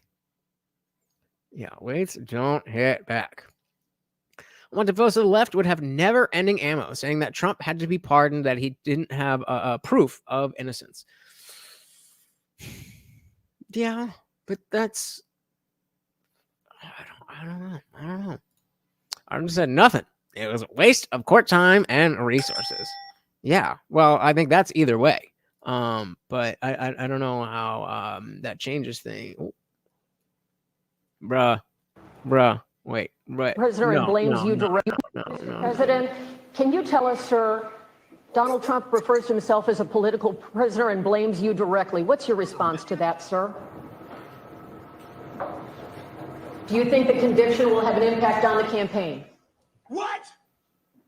We'd love to hear your thoughts, sir. Should he be on the ballot, sir? What? Mr. President, can you tell us, sir, Donald Trump refers to himself as a political prisoner and blames you directly. What's your response to that, sir? Do you think the conviction will have an impact on the campaign? We'd love to hear your thoughts, sir. Should he be on the ballot, sir? Indian guy getting in there. Will we get Trump on the ballot, sir? Please. We need Trump on the ballot.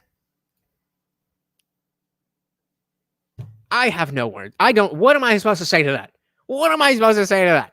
What can be said? It's there. It's there. Y'all saw it. What the fuck can I say? There ain't nothing to say about this. But thank you, Harley, for that video. Yeah. Holy crap. Dementia walking. He's got purple people dance around inside his head. That's why he's smiling. I'm going to say his soul left his body in real time. That's what it looked like. That is what it looked like. Okay? And Hochul clears him of this shit so we don't have to live through the sentencing. Yeah, somebody give me something. What do you think if that were to happen? Let's say Biden says, okay, there's Trump and pardoned and if we went through and both Hochul and Biden did pardon him, what would be the reaction other than I'm saying the left would have never ending ammo, but they have the never ending ammo now that he is a felon. So it seems like kind of 6 of one, half a dozen of the other. Look like a Cheshire Cat. Shout out to Blink-182. Crimes, okay? And Hochul clears him of this shit so we don't have to live through the sentencing. All right? And just so you know, when he is sentenced, July 11, he's going to appeal. They're going to go to sentencing. Even if he is sentenced, now I was wrong about this case. I thought it would be hung. And I don't think the guy's going to sentence him to time. I could be wrong again. But I said shit. Me too. Even if he is sentenced to time, you're never going to see him in a jumpsuit. He is going to appeal, and there is no reason to have a first-time offender incarcerated for an offense like this. Oh, but there's a reason for a first-time offender to be like, it don't make no sense. You don't make any sense. Brandon Straka from the Walk Away campaign was pretty gung-ho last night on Timcast that he's getting put in jail. He's going to get put in jail. Now, that's his thought. I don't know one way or the other, but it is certainly not out of the question. Not at all. Shout out to Hoskin Crew 1. Welcome. GMA, is that Grandma? Emma here. Dave Smith skinned the snake. Cuomo. Hell yeah. Welcome to the party. And there is no reason to have a first-time offender incarcerated for an offense like this, even though it's a felony, it's an e-felony. Well, listen, I'll say it's 34, but at sentencing, it's going to be the same transaction. I would it's not say that they this, caught right? him 34 times. I would say if you zoom out, right, to kind of try to appreciate the Trump phenomenon. And again, I've never voted for Donald Trump, and I'm not planning on voting for him this time. I'm a big critic. I think he failed in a lot of important ways. I think his appointments were terrible. Government spending going up every year was terrible. His handling of COVID was terrible. Okay. There are some things I like about it, but. Yeah, no, I don't think they're going to do 140 years, but I think they've gone this far, and I feel like they want to like rubber stamp that final message and really put a stamp on it, because number one, they do not want him to be president. They've made that abundantly clear. But it's also a matter of setting the tone that if you go against the establishment, all right, but this is what you get. If you zoom out and just try to look at this, what Donald Trump really embodied, and I think this was something that you guys at CNN during the rise of Donald Trump could never quite grapple with, and I think there's something that in the corporate media in general they had a tough time grappling with. I agree with you, but you just can't blame anyone for it.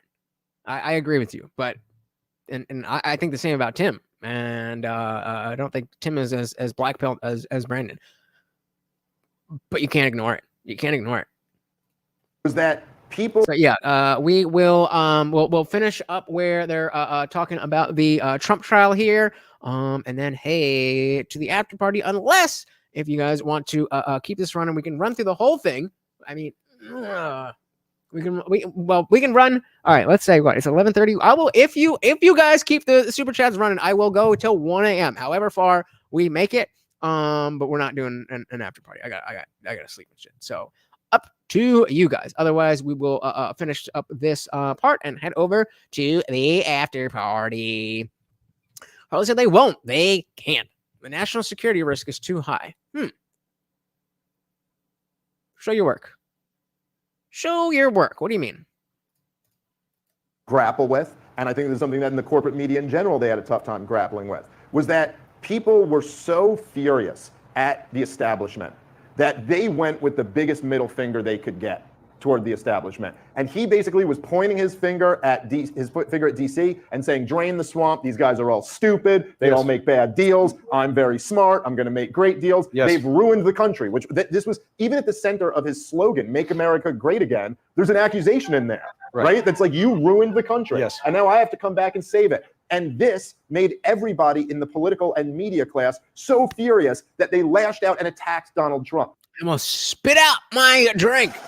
Guess I've been saying this. I've been saying they're not going to go. Well, and Sand Funkmaster, they're not going to go this far to walk away. And we're talking about wet work. For those of you, I mean, I'm not a Call of Duty person, but that's where I know it from. I went to college, all right. Yeah, that means getting them out of there. Getting them out of there. Yeah, I think it is. It's scary. I can't see a legitimate reason why they wouldn't. What is the reason that they wouldn't? Because it's not like you would have to have somebody like shoot him. Somebody somewhere can slip him something. Dust, aerosolized. We were just talking about this again in Discord, and it was Kim Jong-un's brother. Like, yep. And then, of course, that made him that much more popular with his base, because the whole reason they liked him was because there was a big middle finger to you guys. And it's not like social conservatives thought Donald Trump was their guy. No, you know what I mean? Like, it's not like they were like, yeah, he really believes in Jesus. This is what the liberals don't get. This is what the liberals don't get. Go look at the free chat and the lack of understanding of what people who support Trump. Number one, the range of people that is, and two, the reasons that people support him in the first place. They just assume. Frustrating. I mean, on all the McDonald's workers for poison. You're saying that, but like, it ain't a joke. Funkmaster said they want to destroy the country, and they will go as far as they have to. And if you think they won't, you are naive. Conservatives thought Donald Trump was their guy. No, you know what I mean? Like, it's not like they were like, yeah, he really believes in Jesus or something like that. They hate him. Corinthians 2, right? But then, as he starts pissing off all these powerful people, more so that he has the entire media class against him. Then you have, between the Hillary Clinton campaign, the Steele dossier, and the CIA and the FBI getting involved, they all basically try to frame him. Russia. For treason. And they do this for years. You don't think Comey gave Hillary a mortal injury near the end of that election? I think he was, yes, I do, but I think he was forced into it. Really? Yeah, I think basically, well, listen, let me just make the point I'm making. We could get into that if we want to. But notice, good job, Dave. I think that was purposeful. I think Chris was being purposeful in interrupting there and trying to derail, because whatever he's about to say, he don't like it. It's back a mortal injury and the FBI getting involved. They all basically try to frame him for treason. Okay, right. And they do this for years. He's still in. Chris is still in a position to want to present to make Trump look bad, even though he's playing Trump. He's a wannabe. You don't think Comey gave Hillary a mortal injury near the end of that election? I think he was. Yeah. How is that relevant? Yes, I do, but I think he was forced into it.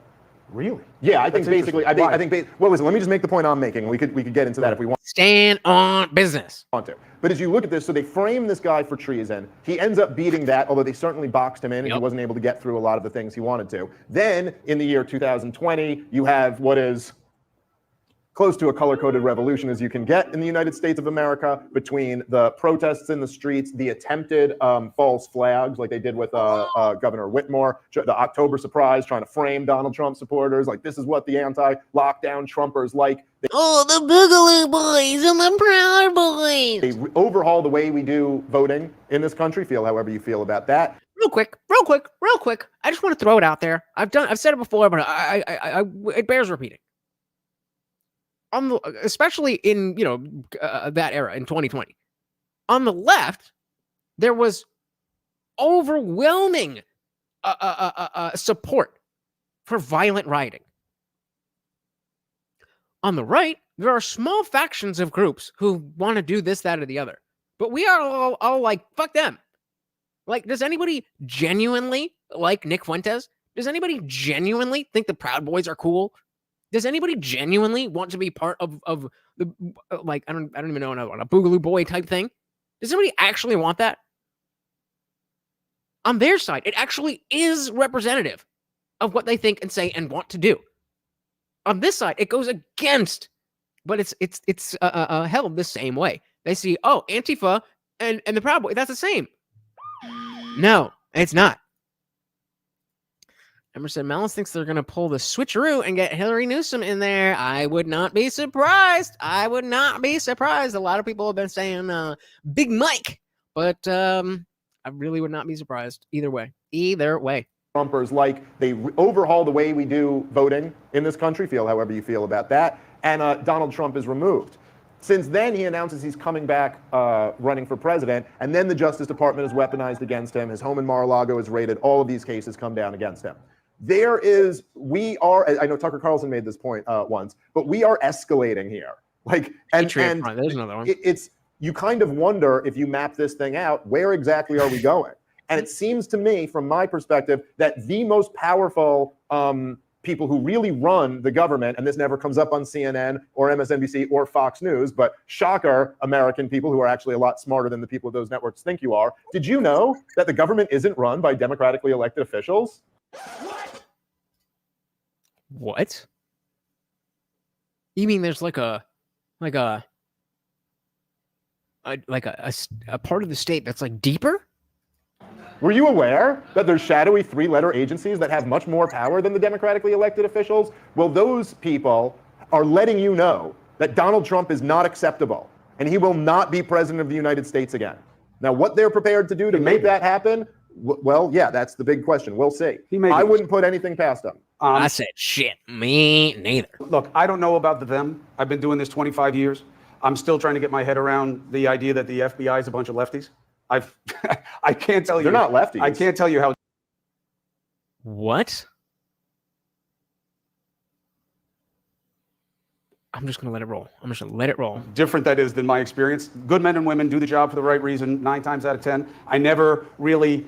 Okay. So Arjun's saying, all right, they take it too far, but they have some reasonable ideals. But like, you're not cheering them on or bringing them up in conversation or fine. And I was like, no, people just want to preserve our rights and not have indoctrination of our kids. Bingo. Just leave the kids alone. But then who would vote for them?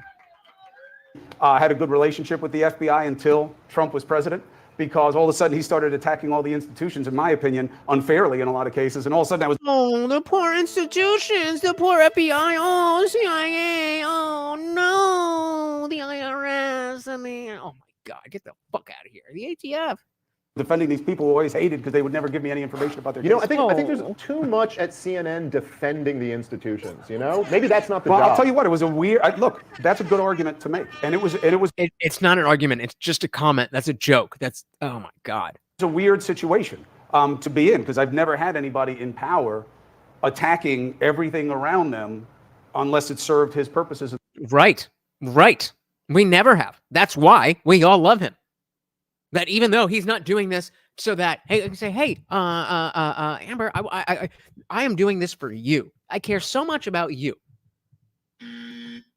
Of course not. If all of us, how many of us are here? 20 of us are here. If all 20 of us died right now, it would not even be a mark on Trump's day. But that's not what it's about. That's what we're doing here. He just has the brand of selfish leadership that happens to align with the America that I want. Yeah, they're not left or right. They're just addicted to power. That's why we call them the deep state. Otherwise, we would just call them the left or the right. Archison, Cuomo versus Vivek. They need to debate on government institutions. Hey, if they do, we are covering it. Power attacking everything around them unless it served his purposes in the moment. And it was definitely very odd, even though I had a very strong indication going to those rallies that we were missing the value of his celebrity and how important it was for people to have an agent for their animus. And I thought he was going to win, and I was right. I thought he was going to lose. That was pretty easy. I mean, the election wound up being very close, but he was in bad shape, and people wanted him out. So that wasn't. I think this time he's got a very good chance to win. I don't know about Trump's got a very good chance to win. Of course he does. If there was a fair election held today, there's no question Trump would win. I'll tell you what. All right. Well, I'm getting lost on Cuomo. So let's call this the end.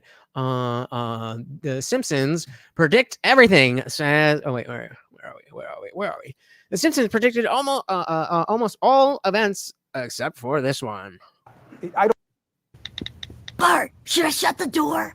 No need. Check it out. Last night. Did that say something? Bart, should I shut the door? No need. Check it out. Last night I stayed up till 10:45. Oh my God! I took a picture so I could show everybody. 10:45. 10:45. Now let me. I don't get it. Show you what I've been planning. Welcome to our celebration of our city's lame-o sign. You nailed him.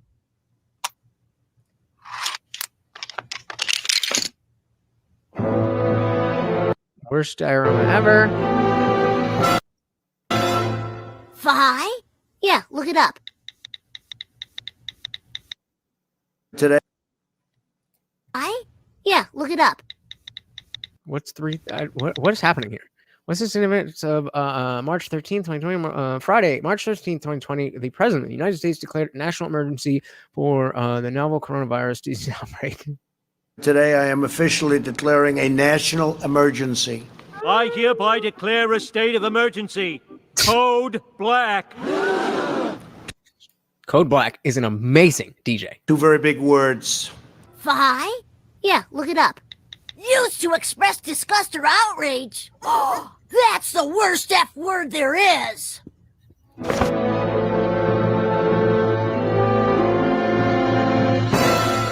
If this gets my stream claimed, I'm going to be very upset. We come here today to honor this sign, which was purchased letter by letter from other failed towns. To be specific, COVID-19. I'm growing a conscience. I gotta change this prank. Much better.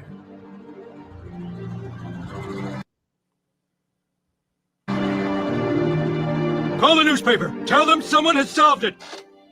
All right, cut it. Well, that was a little bit of a stretch. Hold on. Let's see. I don't think we need these, but. Much better. Call the newspaper. Tell them someone has solved it. Our iconic sign is a quiver. Everyone remain calm. This is a part of the show. A part of the show. The IPs follow me. Much better.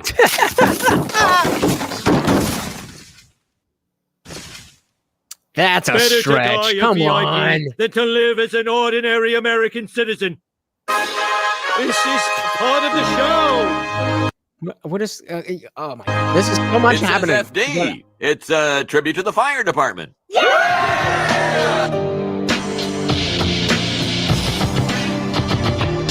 Shout out to Lincoln Park. Get your Trump hats, This is the hottest thing out there. This hat, you can't get them. The chili cooking saints of the city. Kanye for president.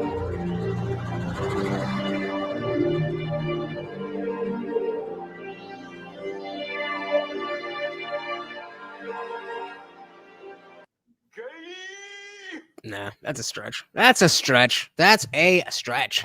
So, I mean, there is, an entire other half of that debate. Maybe if you'd like, I could cover the rest tomorrow. I am down to do that. I've been doing a lot more lives other than the Monday, Wednesday, Friday stream. But we have been going over 3.5 hours.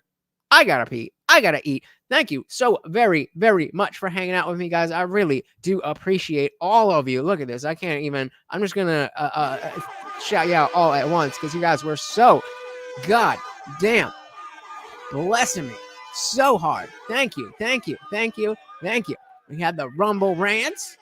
Thank you, Zippy. We had the Venmos. And of course, our boy, the sponsor of the stream, the Funk Master General, as usual, always doing his thing. Thank you so very, very much for hanging out with me, guys. Again, let me know if you want the other half of this. I'm probably gonna go live tomorrow anyway, so we could either just do like a just chill and hang out or whatever, or I can cover this. There's other stuff that I can cover too. Talk to me. Join the Discord. It is free or in there 24/7, guys. I promise it is super simple. I will sit and walk you through it step by step by step by step. There's not even that many steps. And it is a good time. And again, if you are a member of the channel, just scroll right below. It should be right around there. Hit that join button. Starts at only $2.99 a month, and you get full access, which includes the after party. Sometimes we're in there for another 3-4 hours. I'm like, all right, guys, it's 2 a.m. I gotta go to sleep. Please. Yeah, and what? I get it wrong again? What? 10? And oh, you know what? I saw the 5. I saw your 5. You guys know I'm fucking bad at math. All right, I love you all. Shout out to Funkmaster for $20. Thank you so much, guys. I apologize. I know you don't care, Funkmaster, but I try to be, whatever. But I appreciate you guys. Thank you so very, very much for hanging out. Once again, I thought he was gonna walk by. That was Marty, and I am your host, Lutch, aka the Indian Jesus, here to resurrect the second coming of common sense. Everybody hit that like and subscribe. I will see you tomorrow, unless you're a member, and I'll see you right now. I can see Harley's already in the after party. And I just joined, so I will see you there. Until next time, guys, I am out of here. Peace.